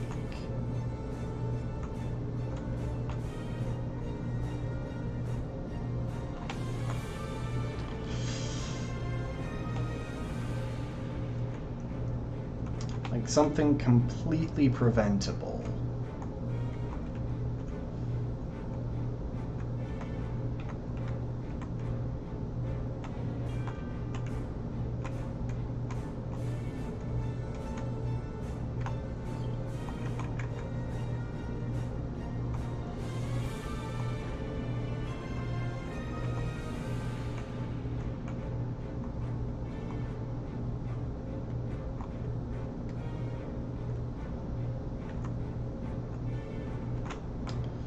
So I'm gonna lead Sully in here so that we can get off a Toxic on the Glaceon, because here's the thing. Our best answer into Glaceon is actually, well, defensively, is Ow. But Glaceon is packing Mirror Coat, so we really don't want to actually directly attack this thing. Except now that it's locked in, we can at least directly attack it once.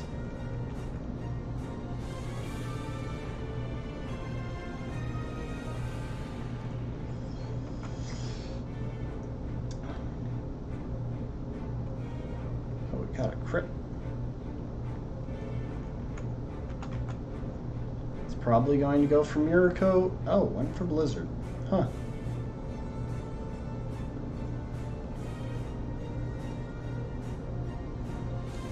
Okay, Snorlax is poisoned.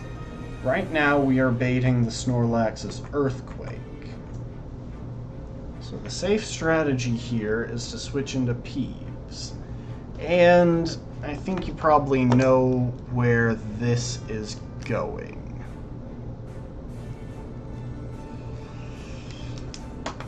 So now that we've got Peeves in, its only effective move is Crunch.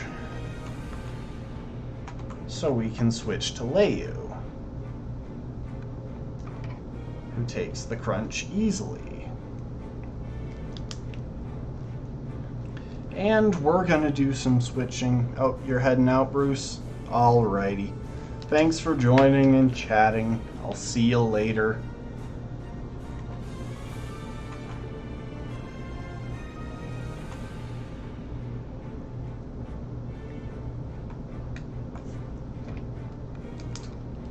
Now we bait Earthquake.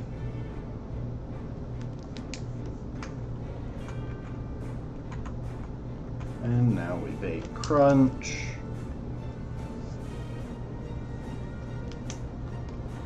We don't even really have to worry about the defense drops because we're not staying in for more than a turn.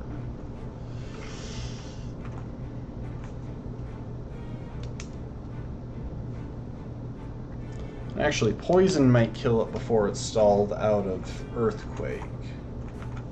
But I don't really care how it's killed as long as we don't have to fight it anymore.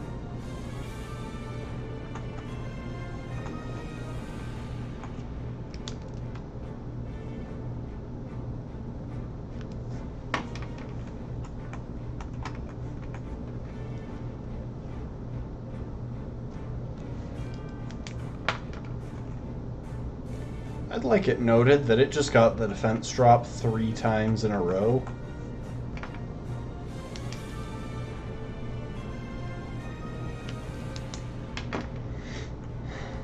So yeah, even if we hadn't gotten up a layer of Toxic Spikes, which really we should have gone for 2 instead of using Surf. Even if we hadn't done that, we would have been totally fine to keep switching until it was out of Earthquake.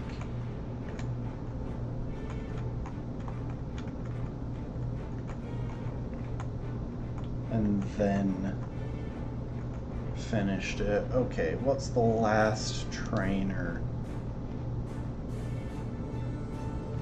Yep, last trainer is Veteran Gilles, Skarmory, and Alakazam. Actually? Yeah, we're gonna keep Peeves around for this one. And it'll be pretty obvious why.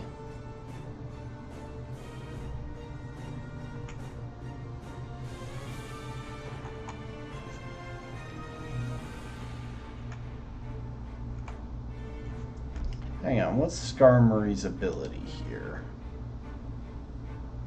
Sturdy. You know what?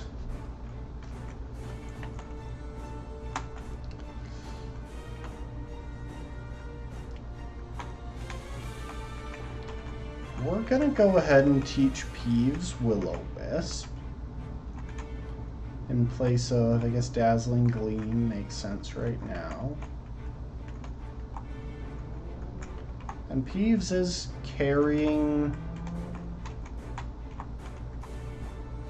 Violite. Yeah, so it should be able to take hits pretty well from the Skarmory. So here's my plan. Oh wait, he has 3 Pokemon. That might have been done. Oh, the last one is Umbreon. Yeah, we can deal with an Umbreon. So, we open with a Will-O-Wisp. That nerfs Skarmory's offense and breaks Sturdy so that now we can hit it with Thunderbolt for the KO. And that was pretty safe. Now Alakazam comes in and it's going to go for Psychic, so we switch into Leyu. Now Alakazam only has one move that actually frightens Leyu.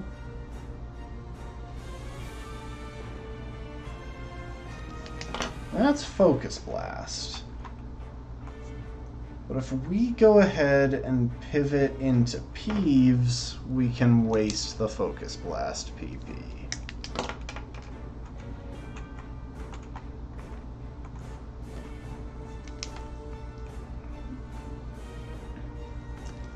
And if for some reason he actually starts going for Dazzling Gleam before he's out of Focus Blast,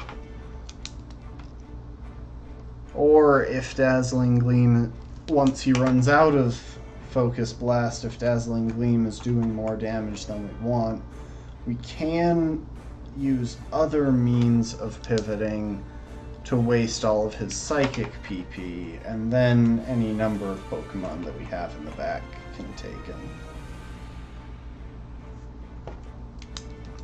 But yeah, this is the safest way to get through this thing, since a couple of Focus Blasts might actually be enough to break through Leyu.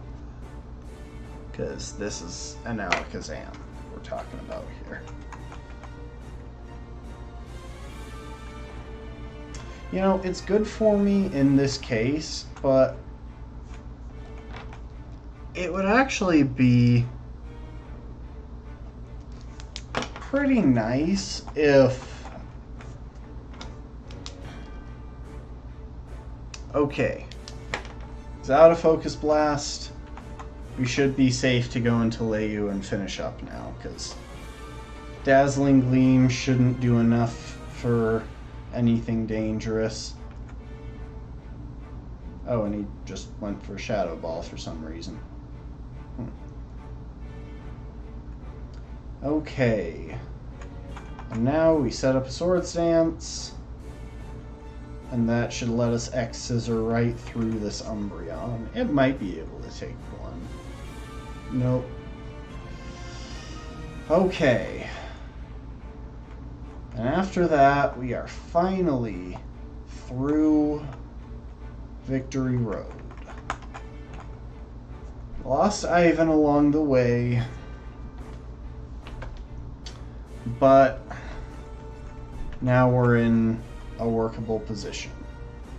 And I am going to introduce y'all to one of the rules that I tend to implement at this stage of the game. Just because grinding this late in the game can be incredibly tedious. And grinding gets even more tedious when you have to worry about every action that your opponent is going to take. I like to implement a rule about here where I temporarily suspend the permadeath rules for Nuzlocke.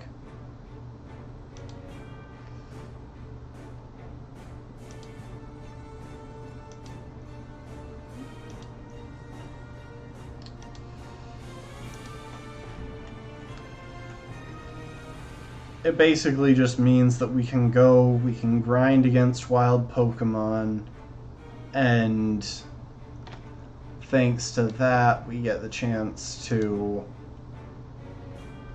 grind a little bit faster without worrying about our Pokemon dying. With that said, we are going to backtrack a little bit here. Huh.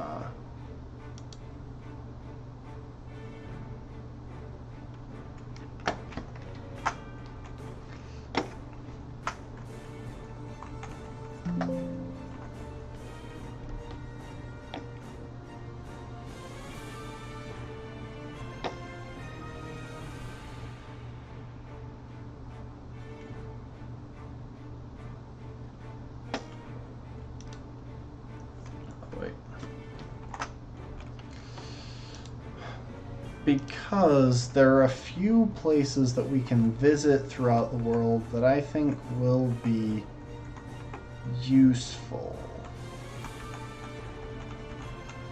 Some of those places, for example, involve using waterfall to deal with certain things.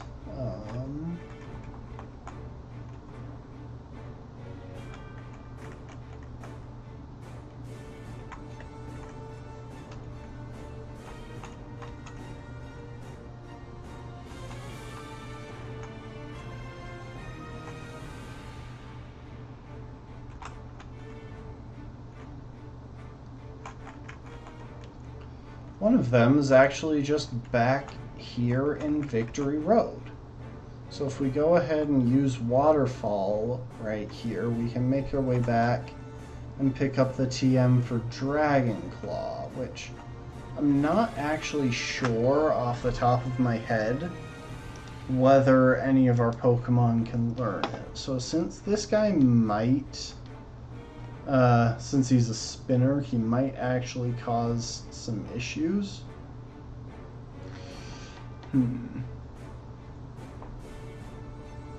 know what? I'm going to double check if any of our Pokemon... Specifically, I think the only one we have to ask ourselves about is Drapion. Okay, Drapion can't learn it. I'm gonna scroll through the list of Pokemon that can learn it by TM. See if there are any poison types. Okay, yeah, there are no poison types. So we actually don't need this one.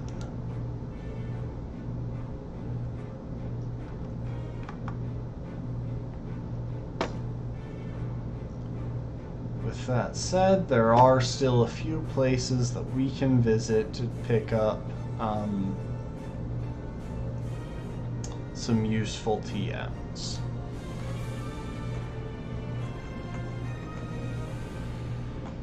So Desi, if you would be so kind as to fly us back.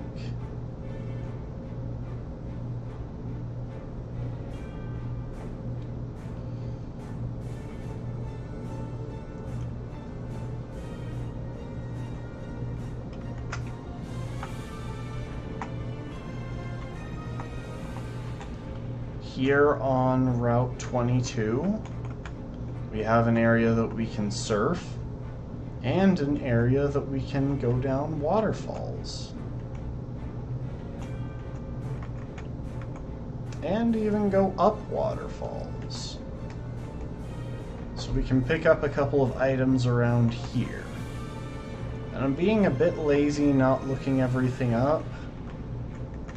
So we might pick up a couple of items that we don't necessarily need everywhere, but...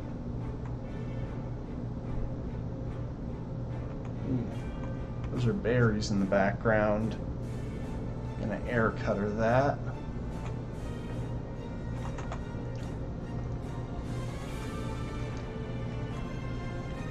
And we are going to go ahead and put on the experience share.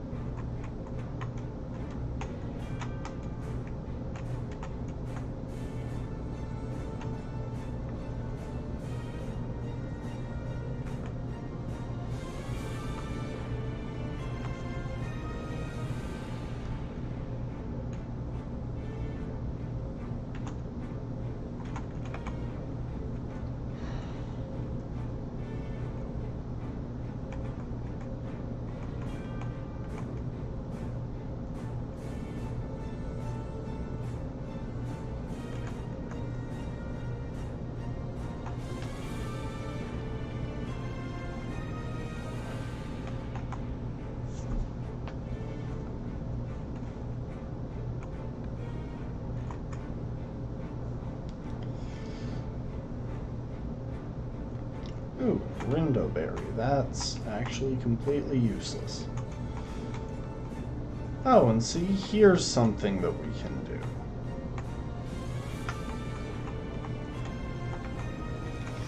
If we manage to solve this little rock puzzle,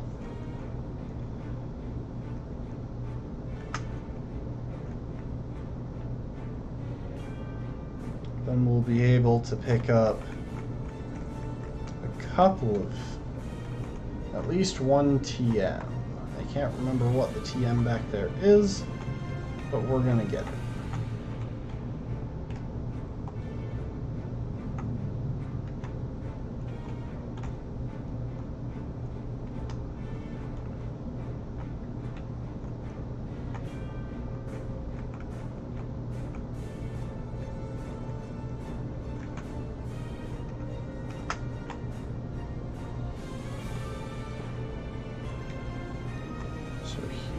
I think we're going to push that all the way over.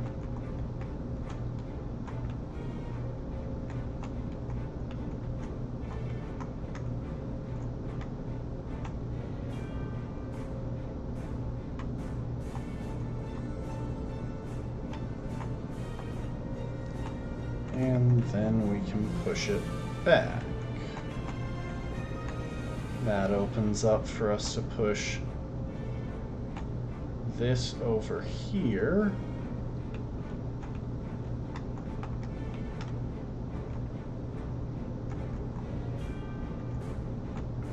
Oh, and we could have actually pushed this at any point.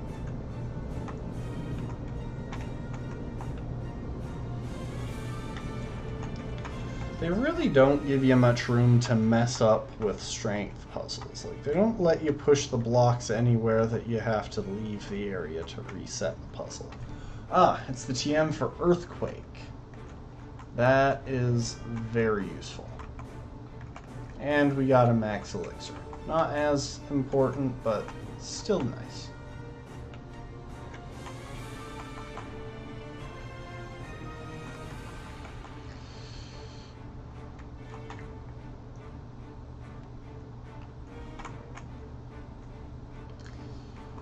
Next up, we're going to head on back to this route.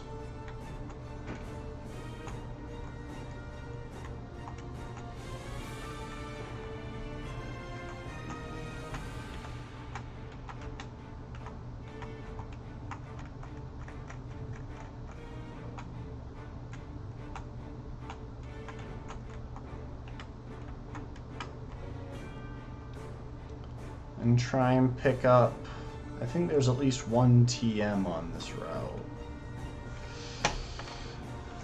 Oh, what's this guy carrying?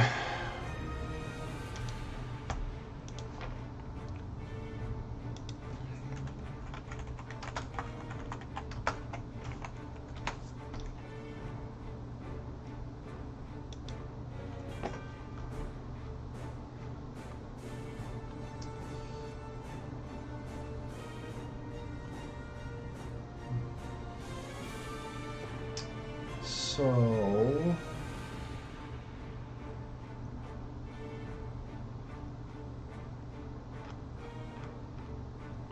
Veteran Luis has a Hippowdon and an Aurorus. That should actually be pretty doable. We will lead with Ollie.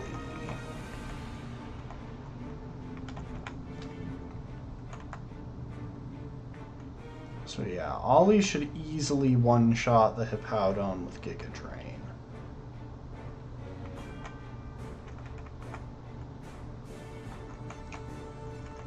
And honestly, Ollie could probably also one-shot the Aurorus.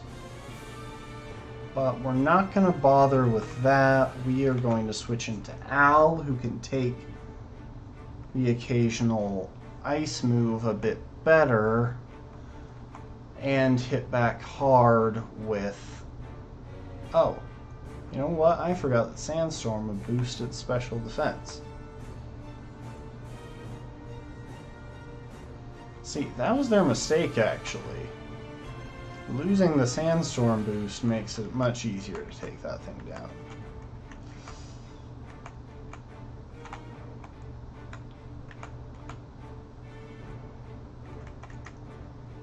Yeah, that was a pretty easy fight. So that gives us access to this house, though admittedly all that's here is someone who teaches Draco Meteor. And since I'm not planning on taking Lotta... Since I'm not planning on taking Lotta into the Elite Four, that's not really something that we need to worry about. What berry is this?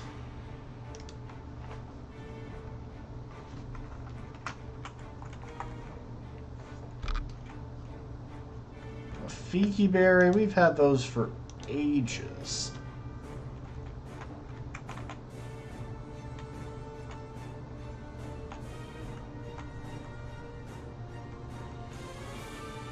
Okay.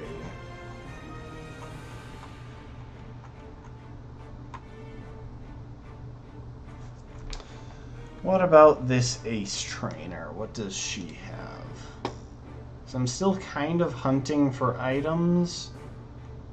So while I'm doing that, I can't necessarily justify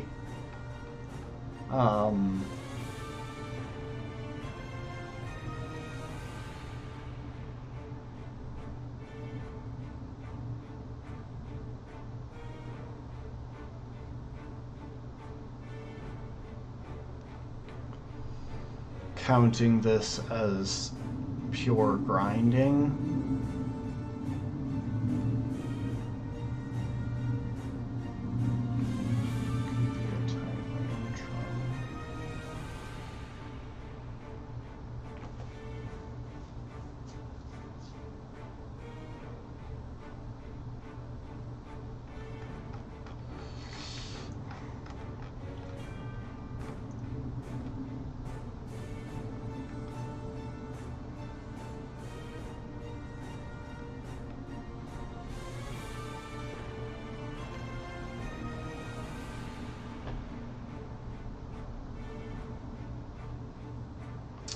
Yeah, I think I'm going to fly to the other end of the route.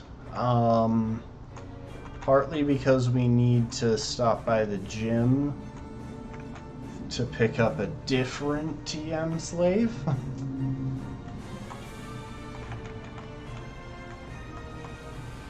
And partly because I think it'll let us dodge a somewhat threatening trainer.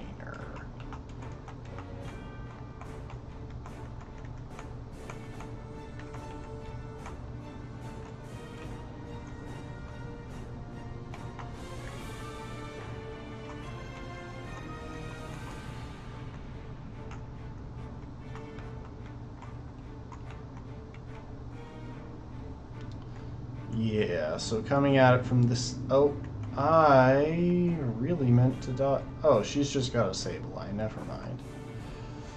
Sableye, and what's in the back? Sableye and Crustle.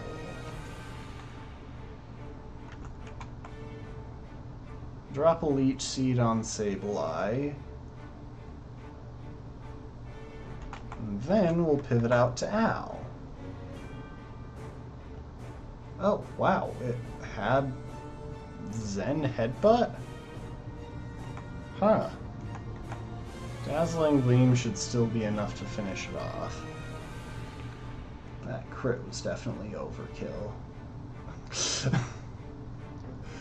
I forgot Boring would get levels from this. And because that Crustle didn't have Sturdy, we were safe to use Ow. Sure, why not, Boring? You can evolve. It makes no difference because we're never going to use you in battle.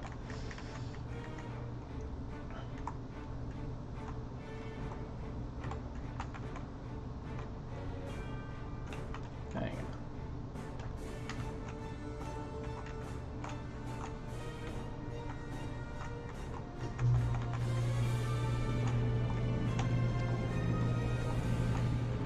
on. Huh.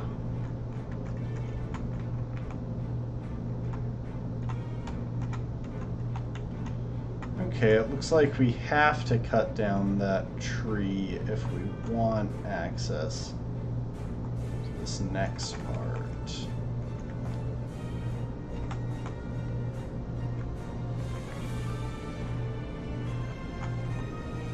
No? Hang on, I'm clearly missing something.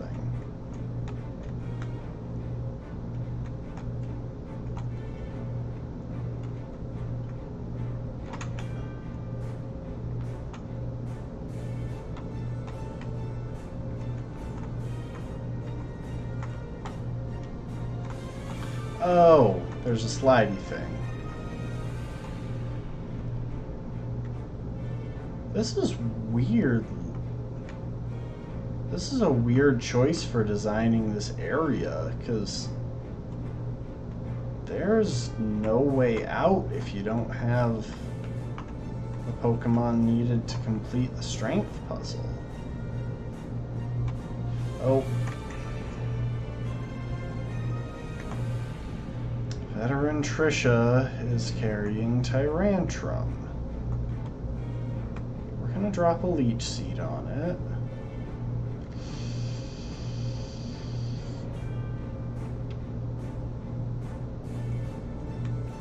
Okay, after Giga Drain, we'll be out of crit range. And we'll just take it out, I guess. Okay, that's good.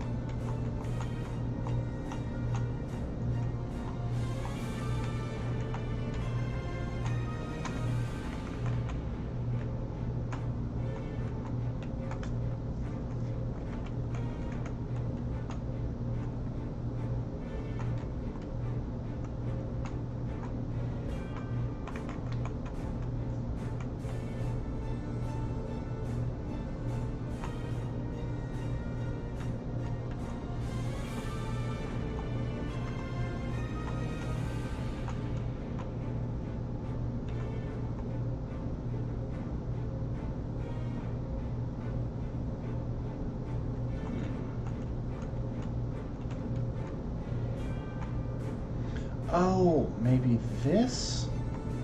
I see it. Okay. So we have to push both blocks so we can get that one into position.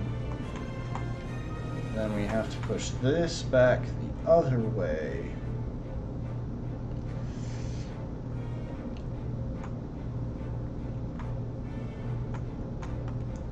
And that clears stuff up so that we can push that down, which will allow us to fill in the gap from this side. Okay. We surf. We cut. We backtrack. We check and see if there's anything further along this river. There is.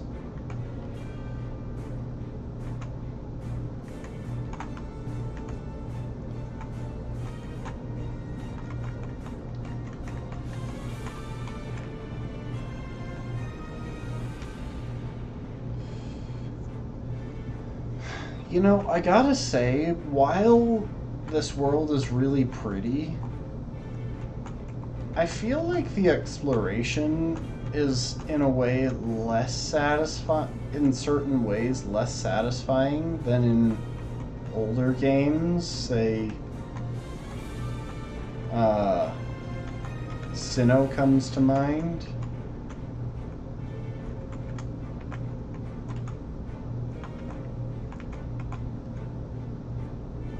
Okay, we're about to do a lap of basically the entire region, and there is no justifiable reason to come back here, actually, so hold on.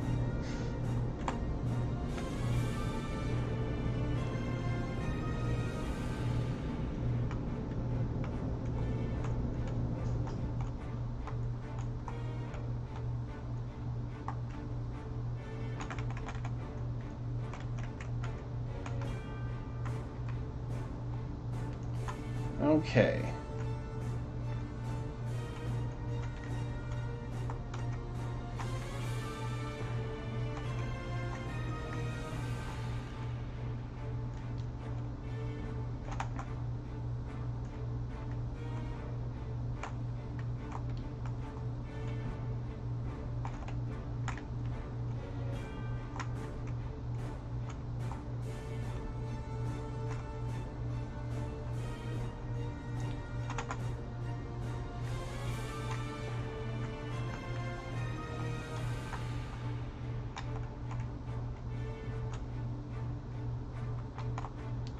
You know, I could probably make use of my bike right now.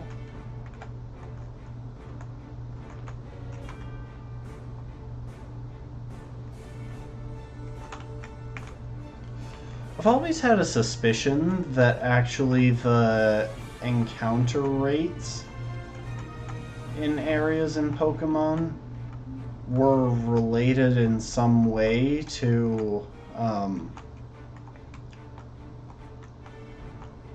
the speed that you were going. Because I always feel like obviously you pass through more patches of grass if you're going fast, but I've always had the feeling that I was actually encountering Pokemon in like a greater proportion of grass patches when I went fast.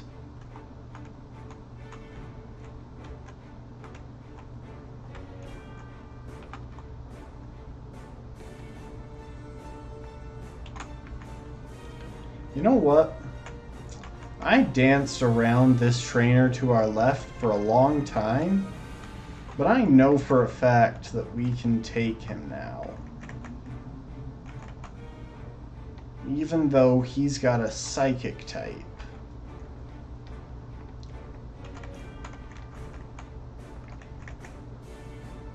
He doesn't have a psychic type? Who am I thinking of?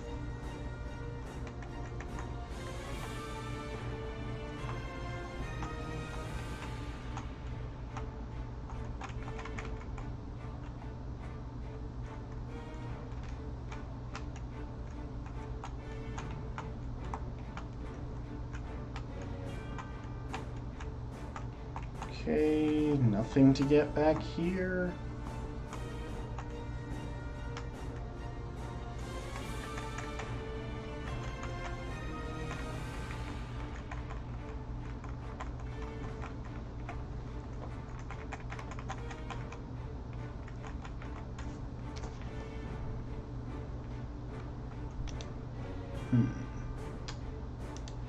Alright, let's see. We're on Route 6 right now. Let's check if there are any items hidden amongst the grass. Jeez, Victory Road is long. Route 6.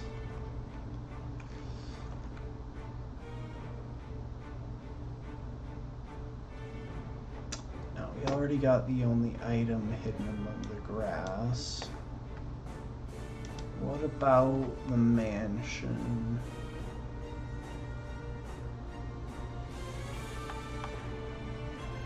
Okay, nothing to worry about on this route. Oh, hey, Gulpin. I'm gonna beat you up with your evolved form.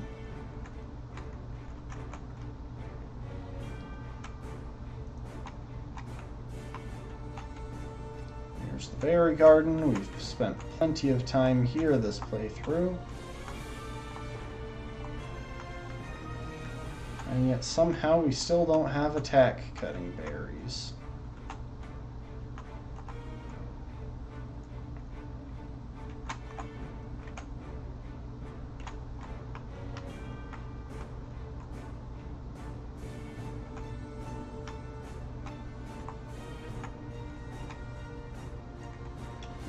here.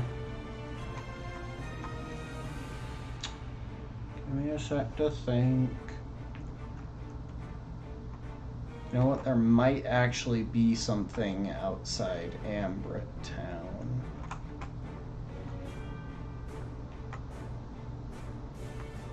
If we head here. Ah, jeez.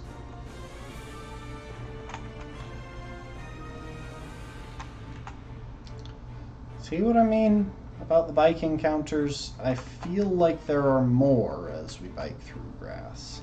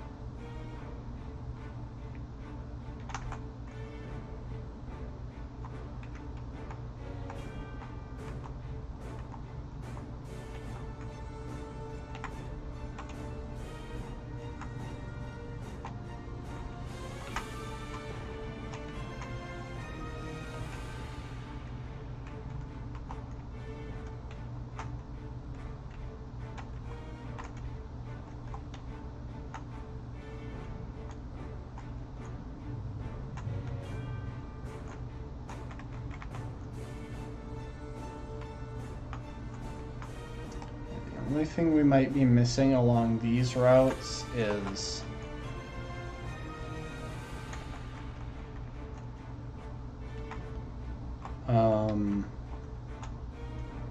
islands out here.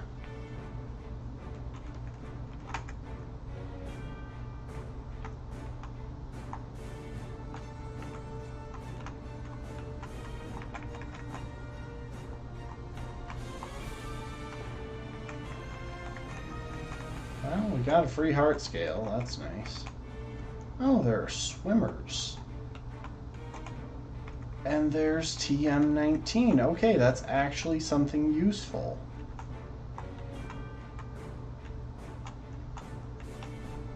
See, this is why we backtrack to check for things. Oh. Okay, we'll beat up your tentacool. Feel bad.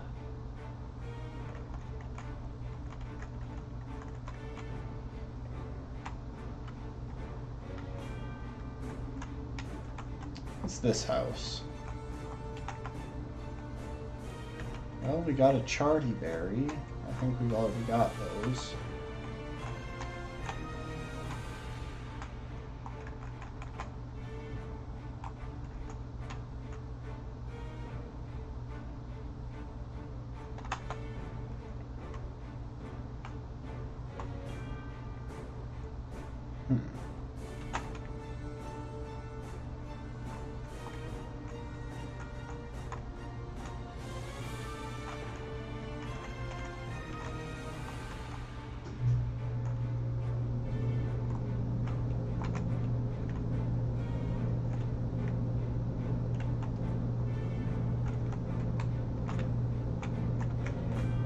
Okay, so we can't surf on this water, so there's nothing to find there.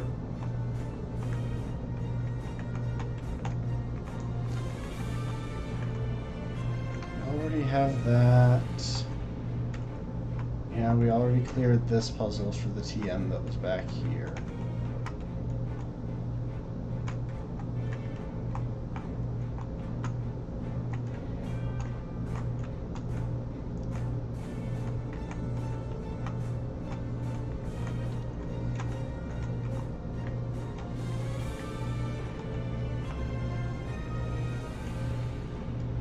Doesn't look like there's anything in Geosenge.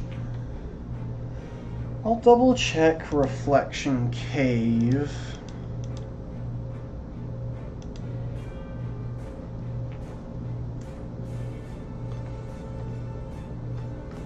But I don't think there are any items that we've forgotten there. So yeah, we can get a moonstone, but that's useless. already got the TM from Tierno.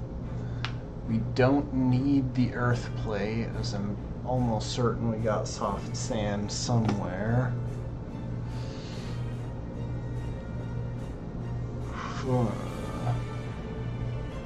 TM74, which one's that?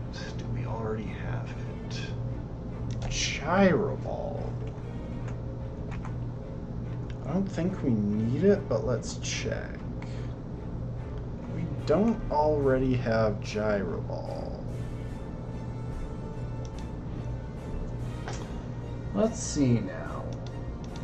Can anything on our team actually make use of this? We don't have a Coughing or a Wheezing or a Quillfish. Quillfish is surprisingly fast anyway. Scolipede is way too fast to make use of Gyro Ball.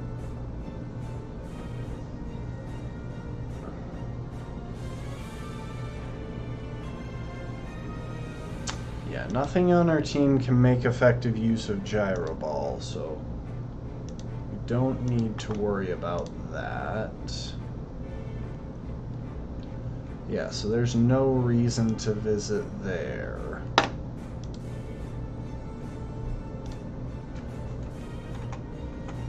So we'll just have Desi fly us past Reflection Cave and its hordes of Wobbuffet.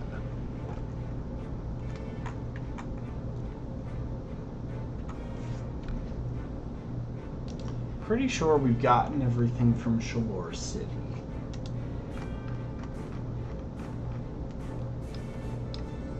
I'll double check, but yeah, we got the HM,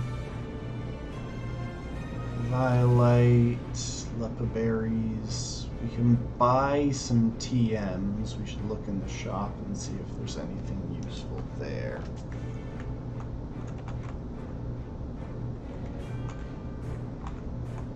Anything we actually want here? I don't think we want either of those is the thing.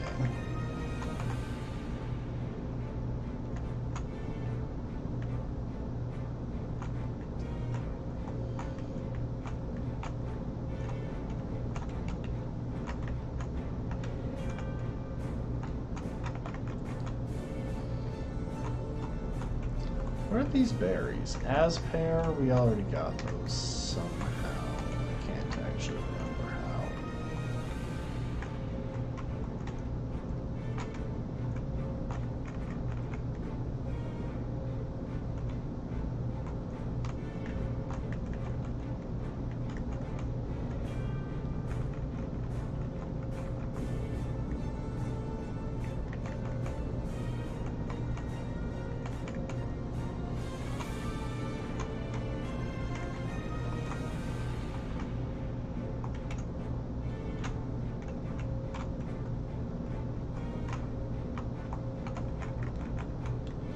And what's back here? Just a sachet.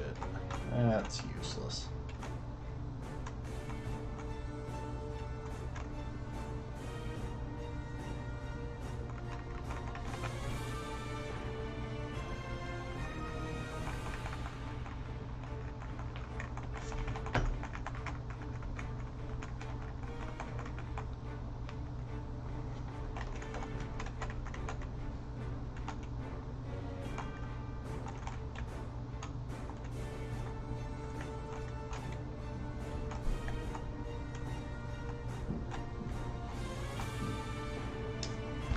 I'm fairly certain I cleared Azure Bay pretty carefully, because I know I wanted X Scissor from it.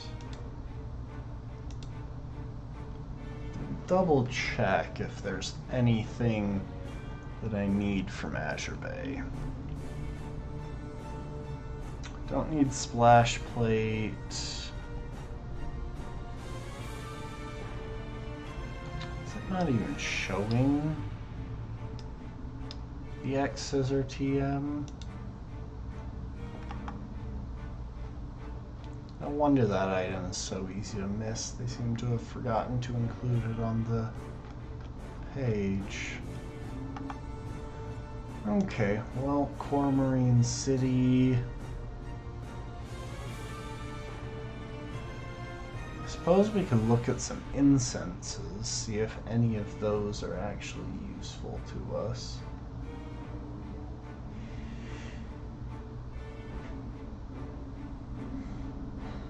Let's make sure we've got the metronome.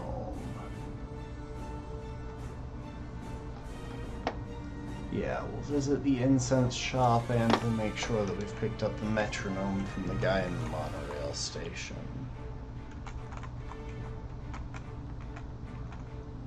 So let's see, that's just a boost to water type moves, we don't need that. Inaccuracy, I don't think we have bright powder, so we'll take one of those. Grass moves we don't need. Don't need pure incense, don't need rock incense, psychic.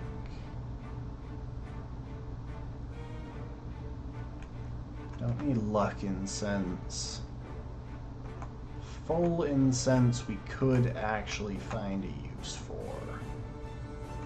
I love how there are two different incense that boost the power of water type moves. Like, how redundant can you get? I get that they're used for evolving, or for breeding two separate Pokemon, but honestly.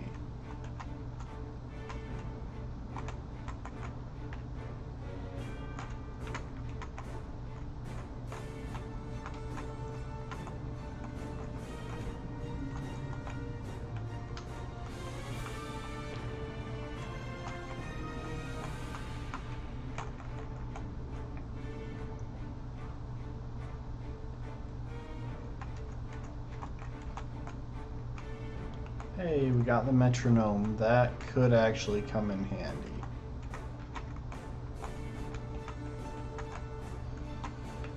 Okay.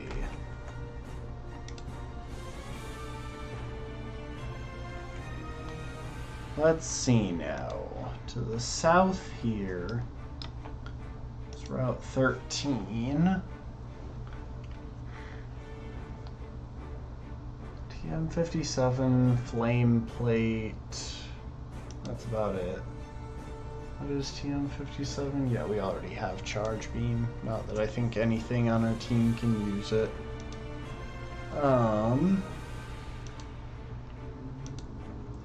You know what? We're actually going to fly real quick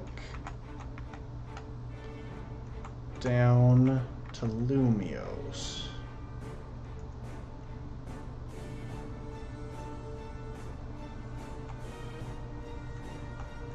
And the reasoning for that is there are actually still a sunny day we might well use. And why not? We'll take Struggle Bug. Could hypothetically come up.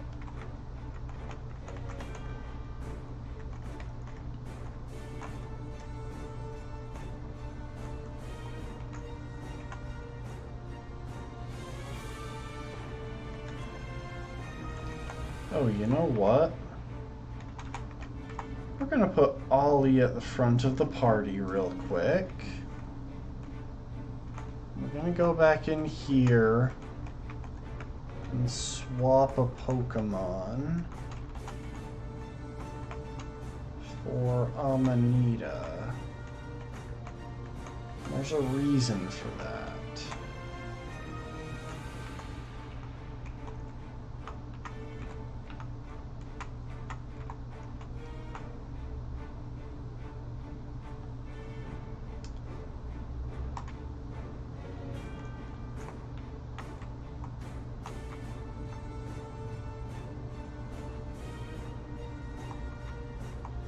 Go this way.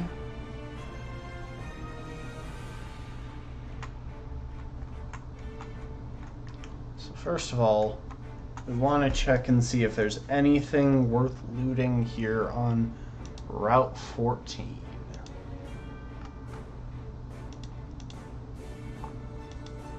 I don't think there is. I think we were pretty thorough coming through here before, but Yeah, so there's TM6, which I think is toxic. Yeah, we've already got that. TM61, Will-O-Wisp. We've already got that. Okay, so there are no actual items that we need here, but there is something that we can do here.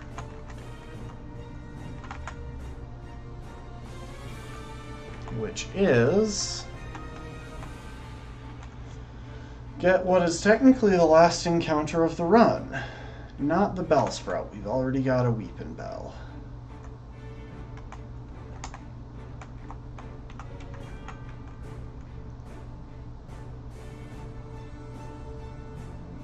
And so, of course, they're going to keep shoving Bellsprout in front of us.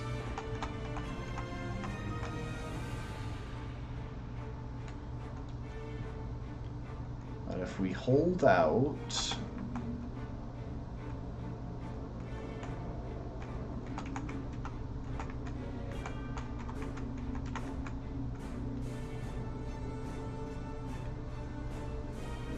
Nope, not Skorupi either. We've already got Leyu.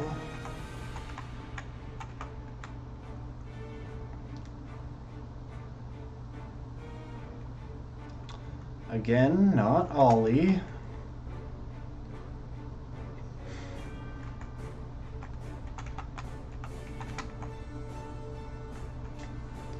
Why are we not getting the one encounter? Okay, hang on. I'm gonna make sure we're in the right patch. Maybe we need to be...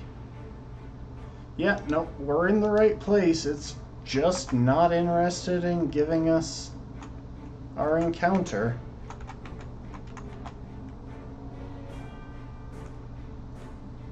Could I please have the one Pokemon that I can actually catch here?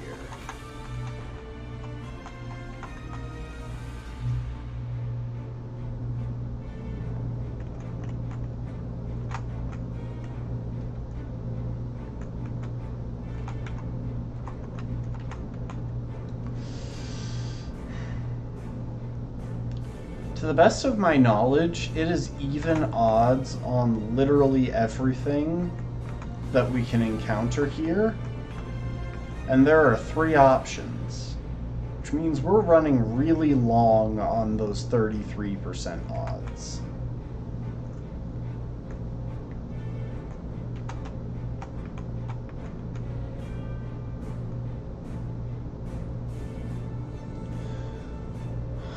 Oh my gosh. Stop. Alright?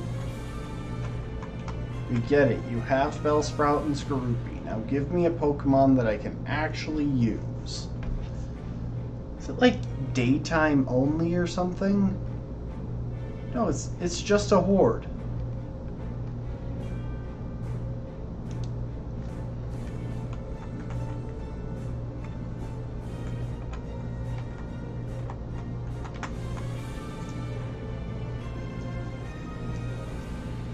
Give me a freaking Ekans.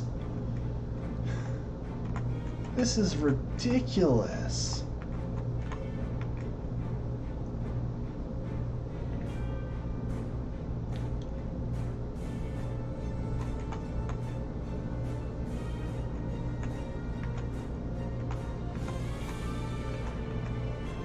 It's not even like doing some internal calculation and realizing that, like, I don't know, like, what the best Pokemon to use against me is, which is something that I've thought more than once might be part of the game's code. It's just straight up missing a 33% chance. Hang on, let's try let's try Sweet Scent outside the grass. No, it just gives us a random Pokemon.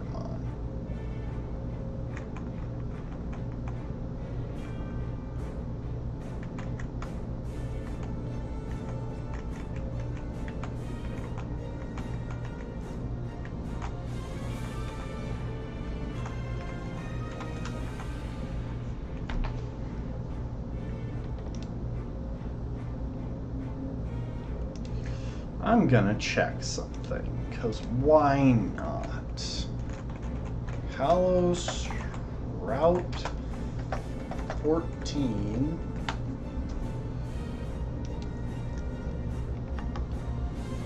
Wikipedia. Hypothetic? Oh my gosh, it's not even odds. Cerebi just doesn't list them. Okay, so I've been operating under a false assumption this entire run. It is a 5% chance for the Ekans encounter, which admittedly explains a lot. Okay, I'm less annoyed now. Still annoyed, because I'd still like to hurry this up, but...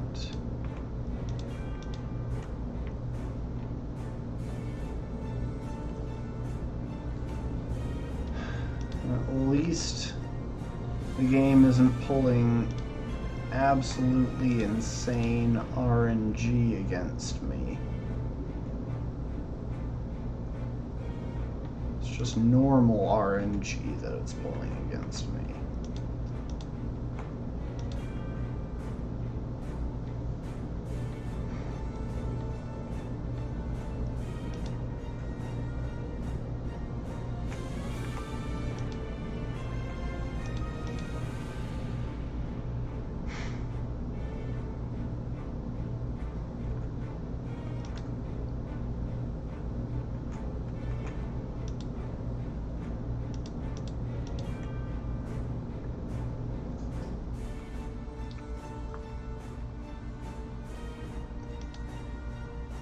Come on, game, please.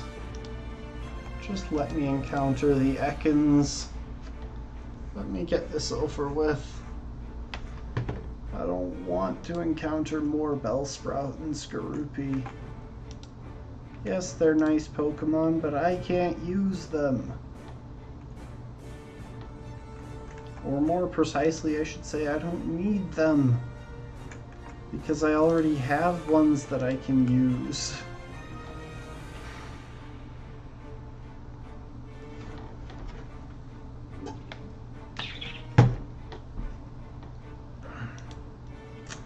At this point, my webcam is annoying me with how much it's going out of focus.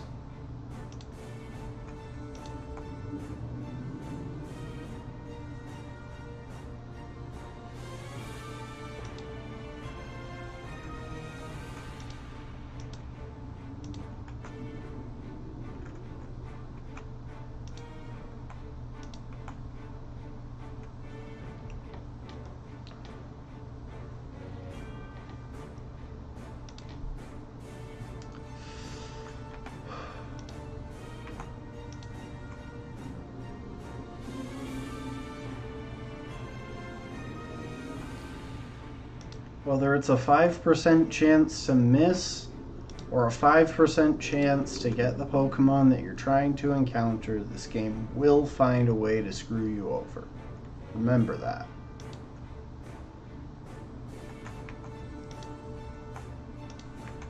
That is the rule in Pokemon. It's Murphy's Law, really. What can go wrong will. What's more, it'll do so at the most inopportune time with frustrating frequency.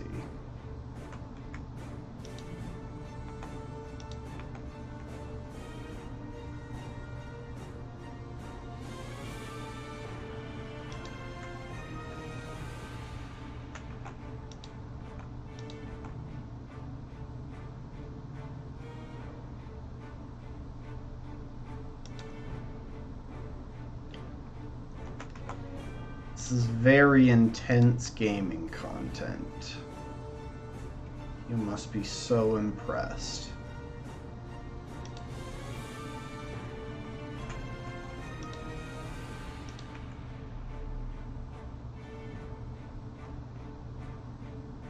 I wonder how long this has been.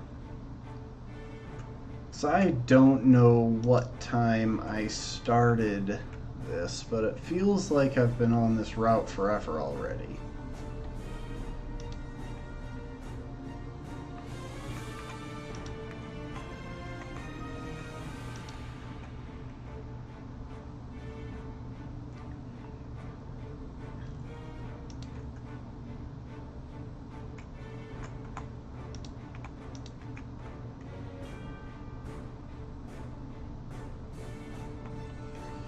Getting real sick of Bellsprouts.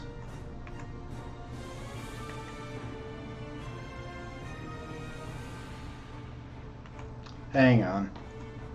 Big brain strategy.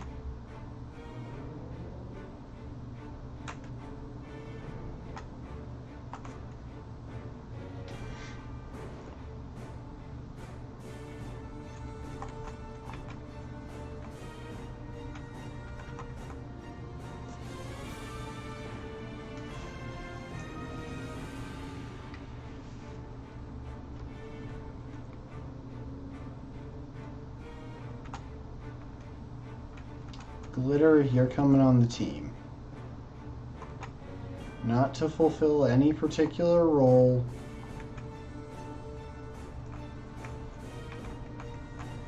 Just because I'm going to get you to hit level 17.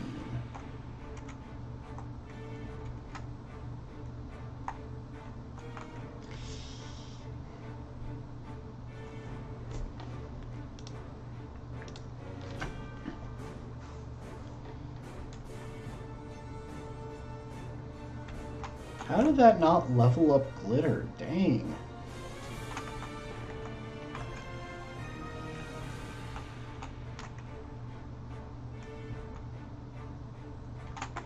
Really? Even when I'm not using Sweet Scent, you're showing.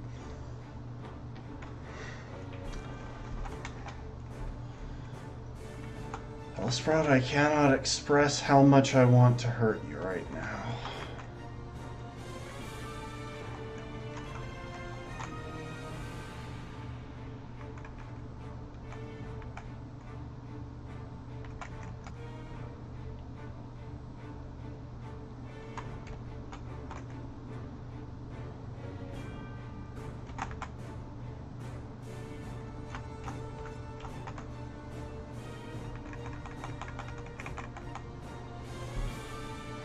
Okay, if we get Glitter to level 17, we can use a Repel dupe to force the level 17, of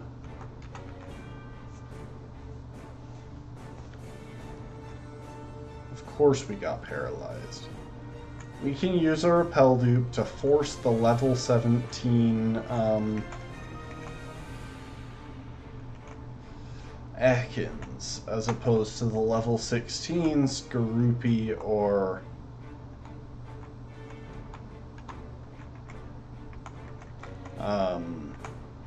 Bellsprout.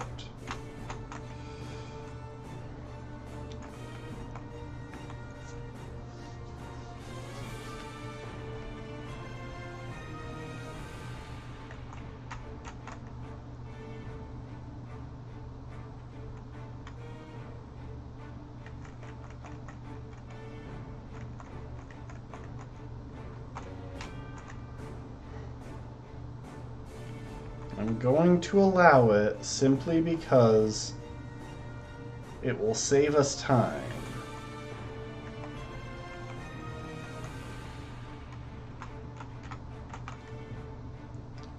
Even though it's technically against Nuzlocke rules, it's just a way of not dealing with that 5% encounter rate on the Ekans.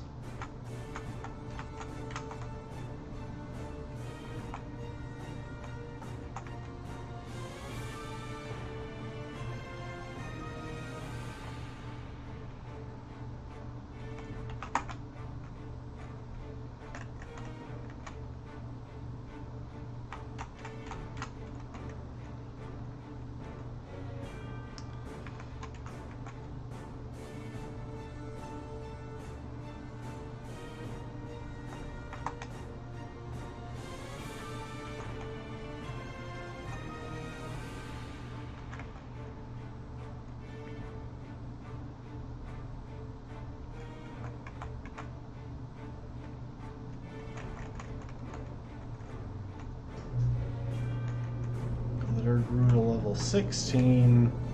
You need one more level on that little rabbit.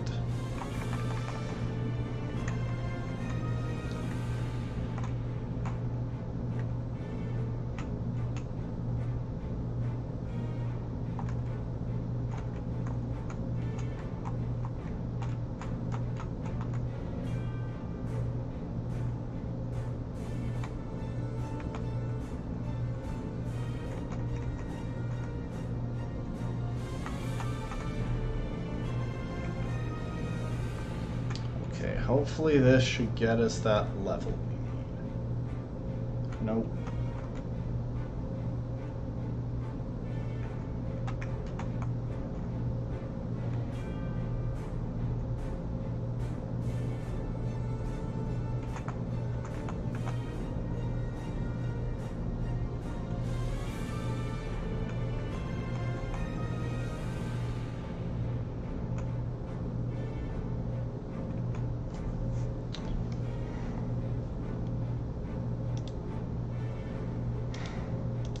I do want to check one thing.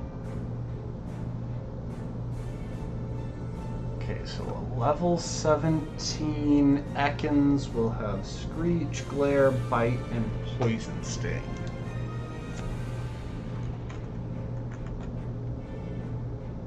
And Glitter is now at the correct level.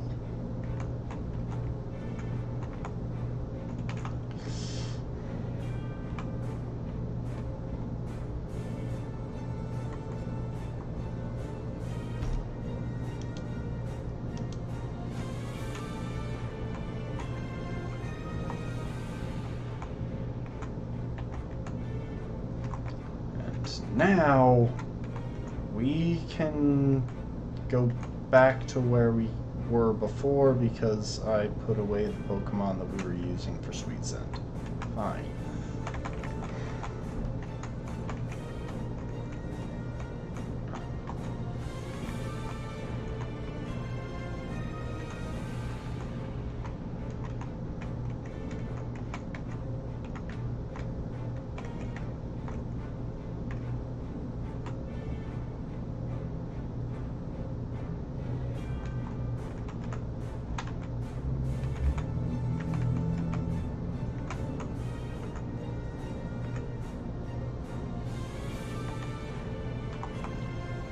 Okay, and now Amanita use Sweet Scent and give us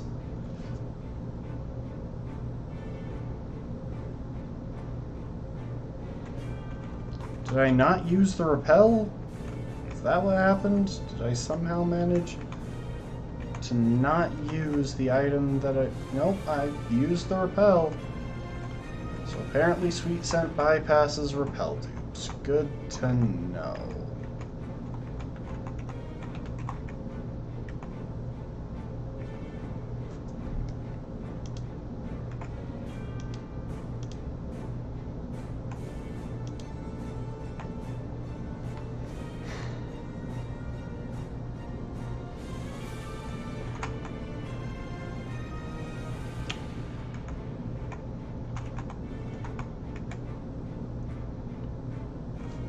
Don't even need it.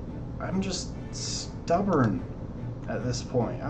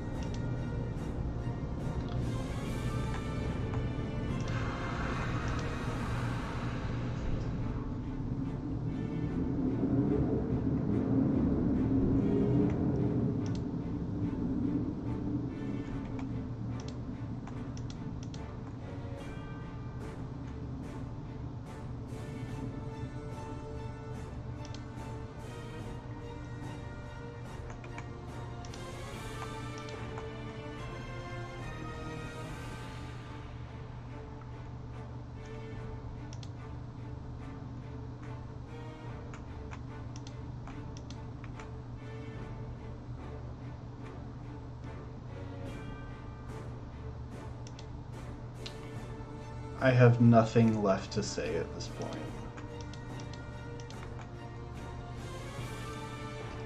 Literally.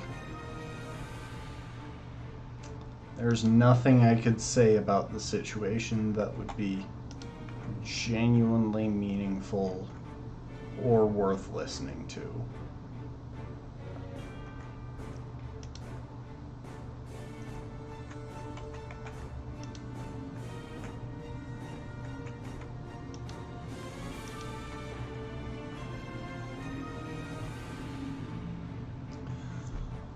Oh my gosh, finally. 2, 3, 4. Okay, 4 of them have Intimidate. So literally all I need to do is find the one of them that doesn't, and I can knock that out. And then it doesn't really matter which of them does. So I'll Worry Seed the one in the middle. That one had Intimidate.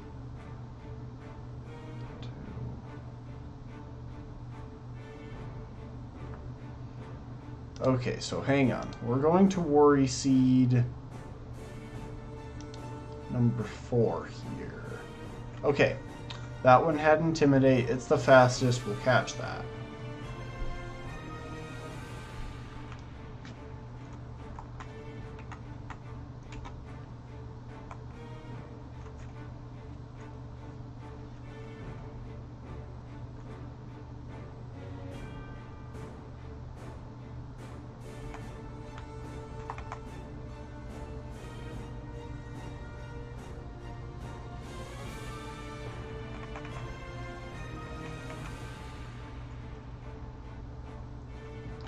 Do have to deal with this paralysis, and that is annoying, but we can manage.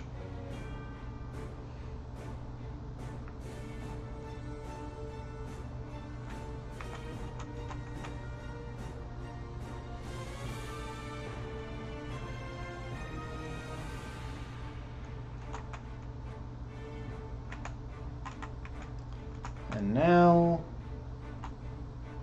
we can use a Nest Ball, because yes, this thing is significantly weaker than our Pokemon. Oh, finally.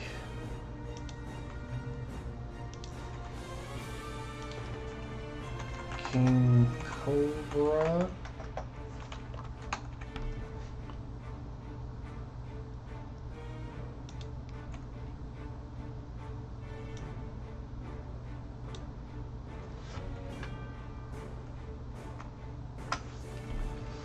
Looks like this is our scientific name for the King Cobra, and I believe the Ekans we just caught was male.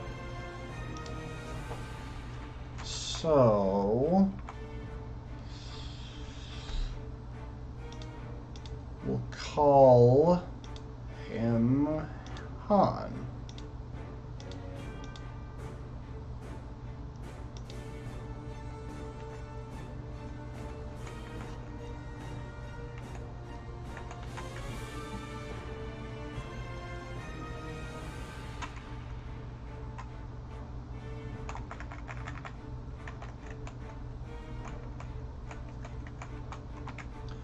I don't think we're going to be on here much longer.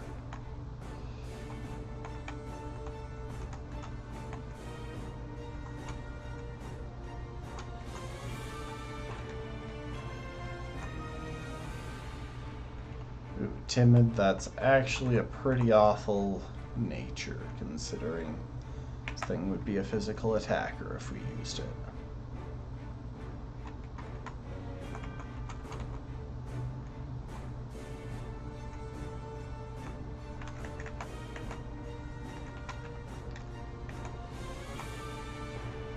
Okay, Desi, if you want to just fly us up to Lavere real quick, I think we can finish the rest of our circuit around this region pretty quick.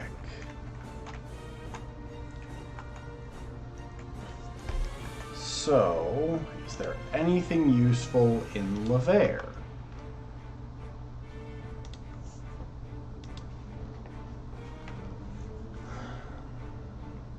We already have the Gengar, right? But I haven't evolved Peeves, so it doesn't matter. TM41 is Torment. We might not have picked that up, so we should do that.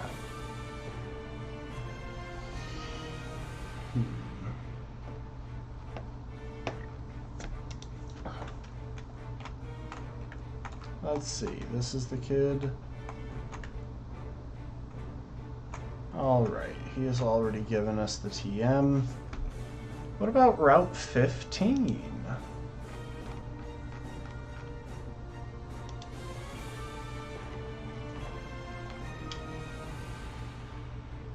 Already got the Macho Brace.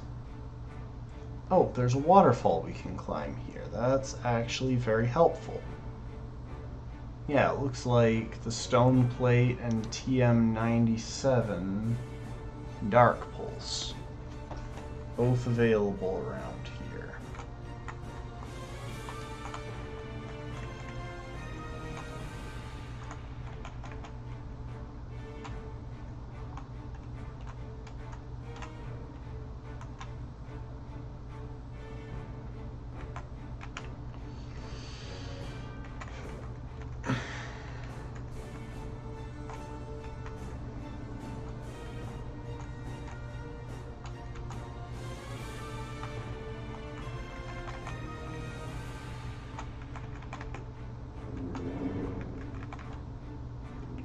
Oh, we don't have our waterfall user. Hang on.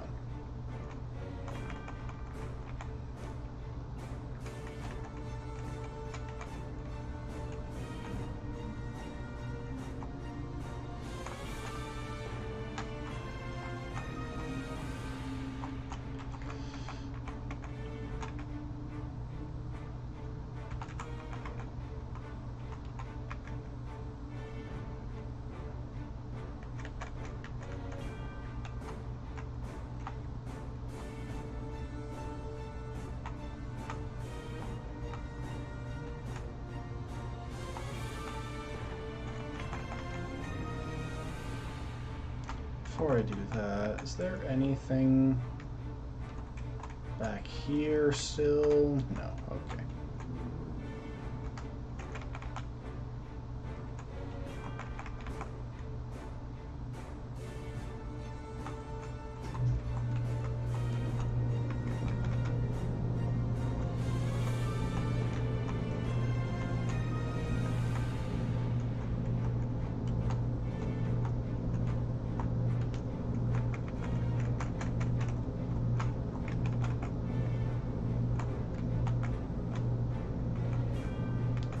Stone plate.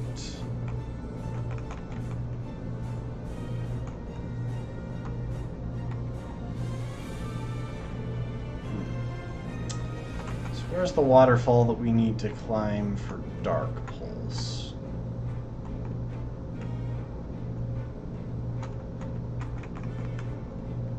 Maybe there's one going down over this way.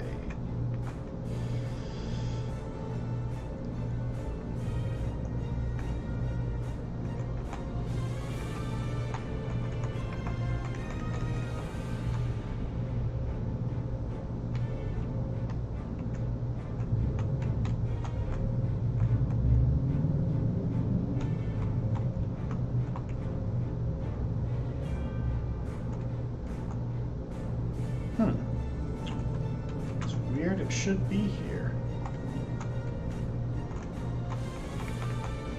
Maybe I have to go down this way? No?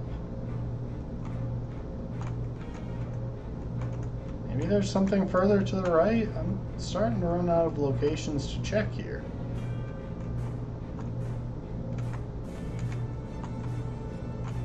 I'm going to check the Lost Hotel while I'm at it.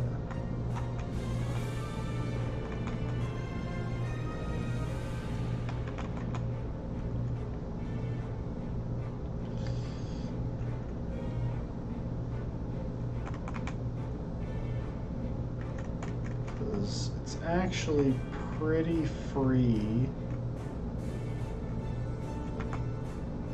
to deal with the population here at our current level advantage. I know there's at least one TM that we never collected here. And spamming acrobatics from Desi is a pretty safe strategy. And again, we're temporarily off normal Nuzlocke rules because it's just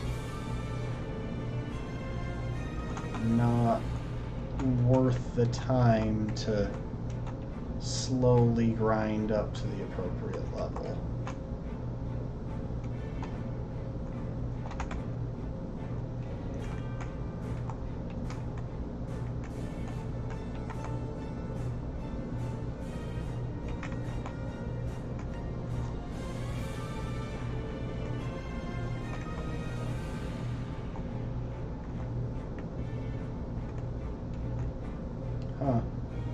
Apparently I need to be dressed more fancy before I can actually go in there. I've never known that because I think I've always actually done the dress-up minigame.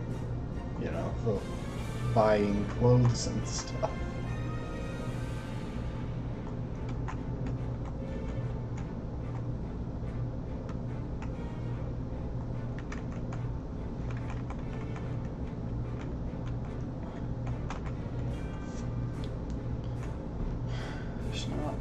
Much to worry about here. I'm just trying to find where the heck I'm supposed to pick up that TM. It's back this... No, it's not back this way. Okay, I'm gonna double check.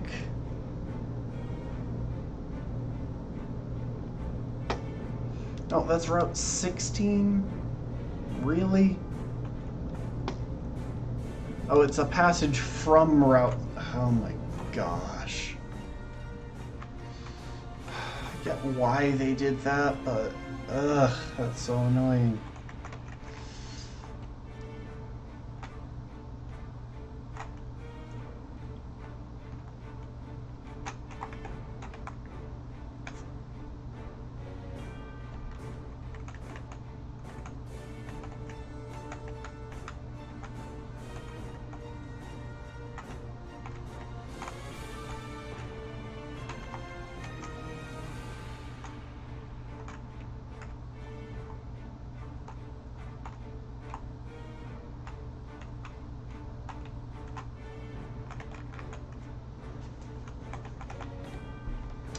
This guy has a Dunsparce. I respect that.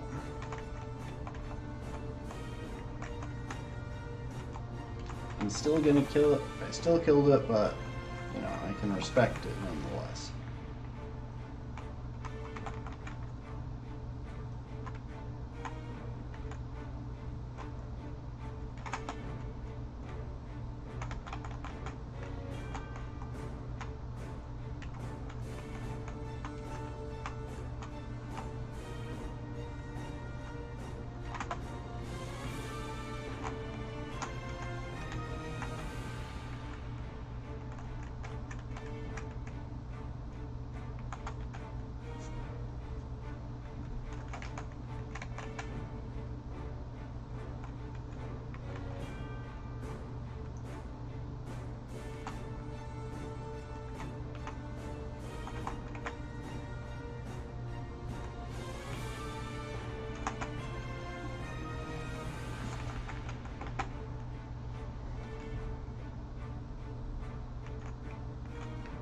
Gonna try and wrap this up pretty soon here.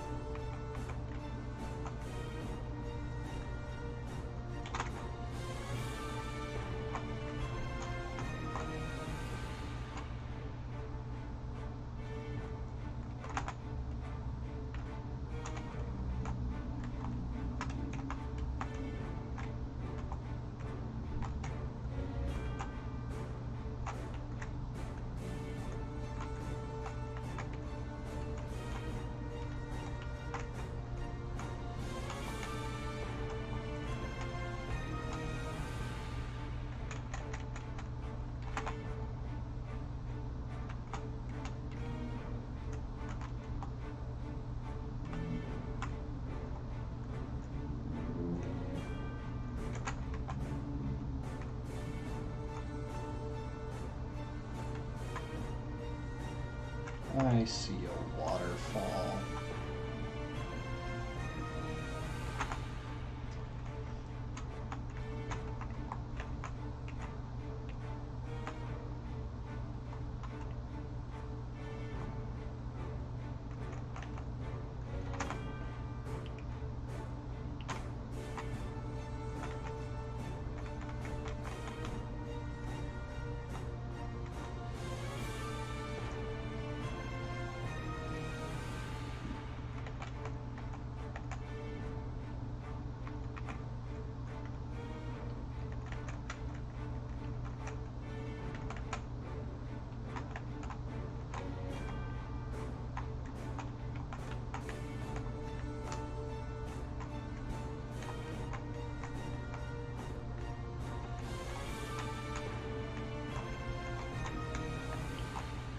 Okay, looks like we need cut to get where we're trying to go.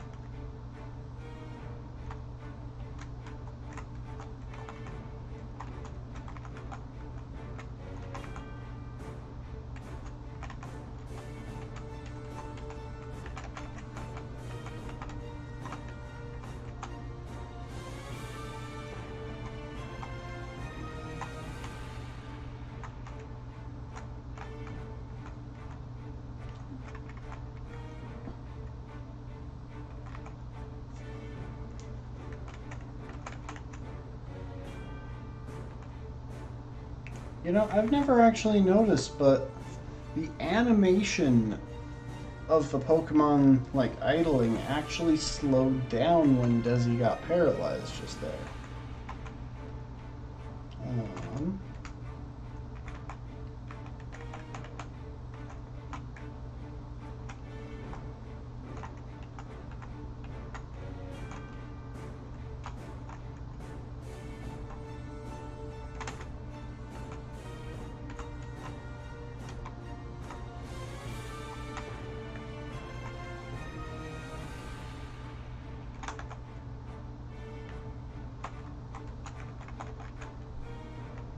Okay, so we cut through here,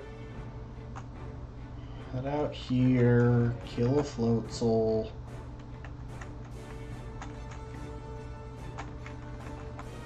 Climb a waterfall, kill another Floatzel. The Floatzel murders are necessary for this strategy, by the way.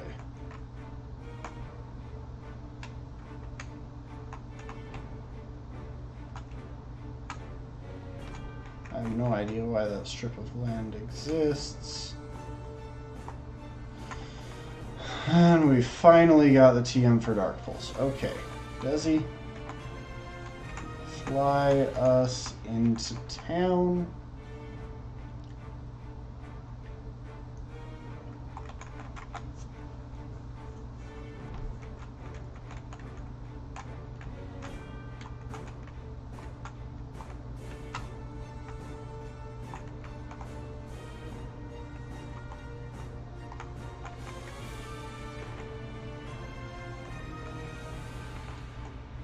Huh. I didn't actually know that background objects could show up in trainer battles. What berry did we get? Cova berry. I don't know if we had that already. That might be a good find. Got heart scale.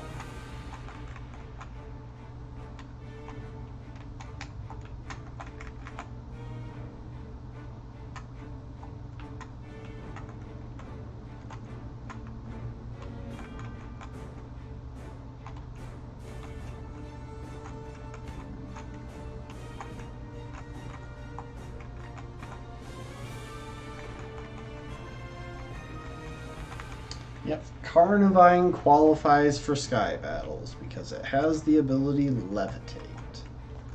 Funnily enough, Murkrow does not qualify for Sky Battles since its normal animation has it standing on the ground.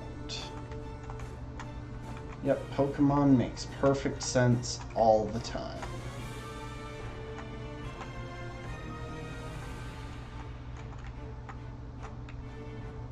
Oh, I forgot we could travel to the right.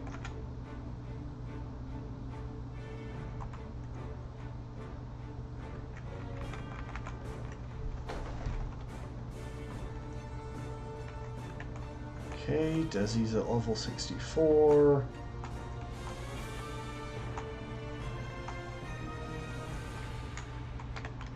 There's the TM for Stone Edge. That might come in handy. We may wind up using that against the Fire-type Elite Four, because I'm pretty sure Leyu can learn it.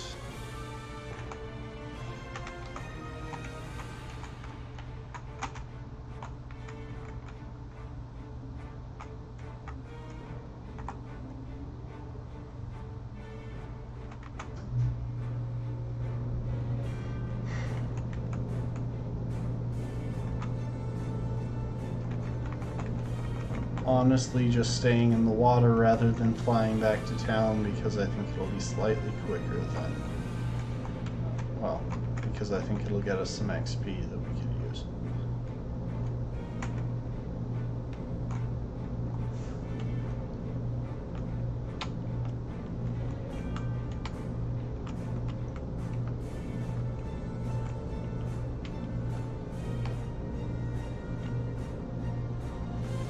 There's nothing on Route 17.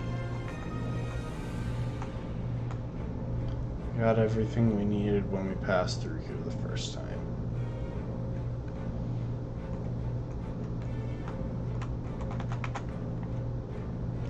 Okay. A couple of these could actually come in handy. Specifically, there's a chance something can learn Fire Blast. A chance something can learn Focus Blast. I think that's all we really want.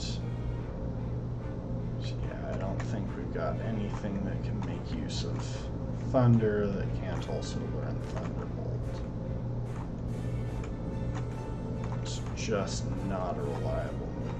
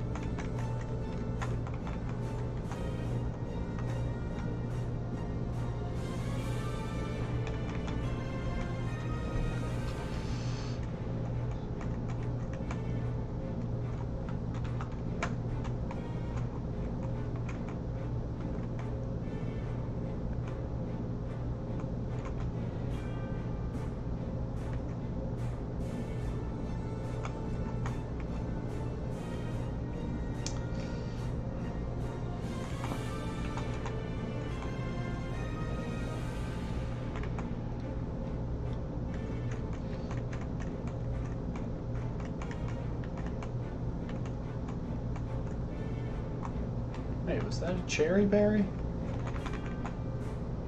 Do I finally have a cherry berry after all this time?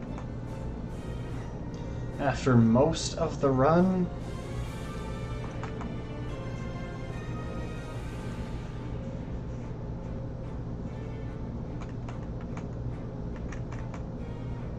Oh, it was probably a charty berry.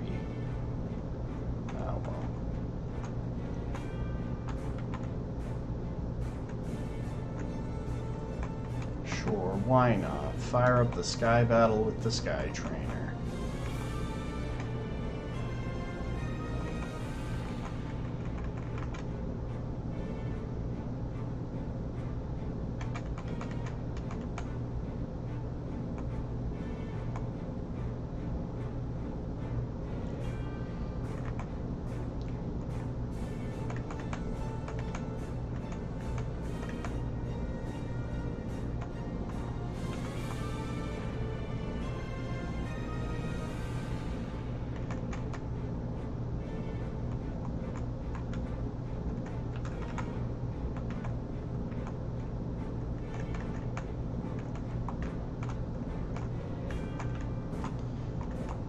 Part of the reason that I've been avoiding those sky battles is that it's literally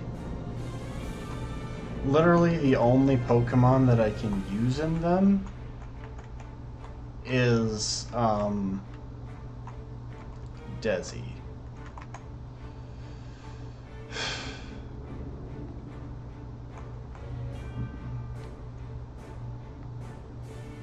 He still has some space to level up. You know what?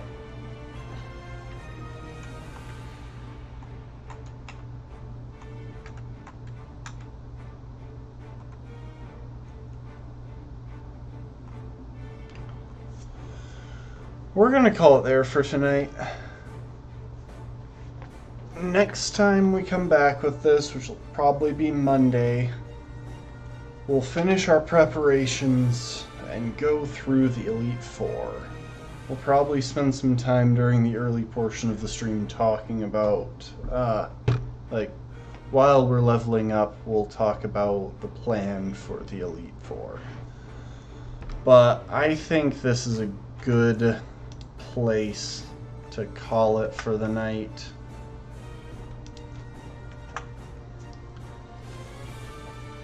Thank you so much for joining, and I'll see y'all later. Bye-bye.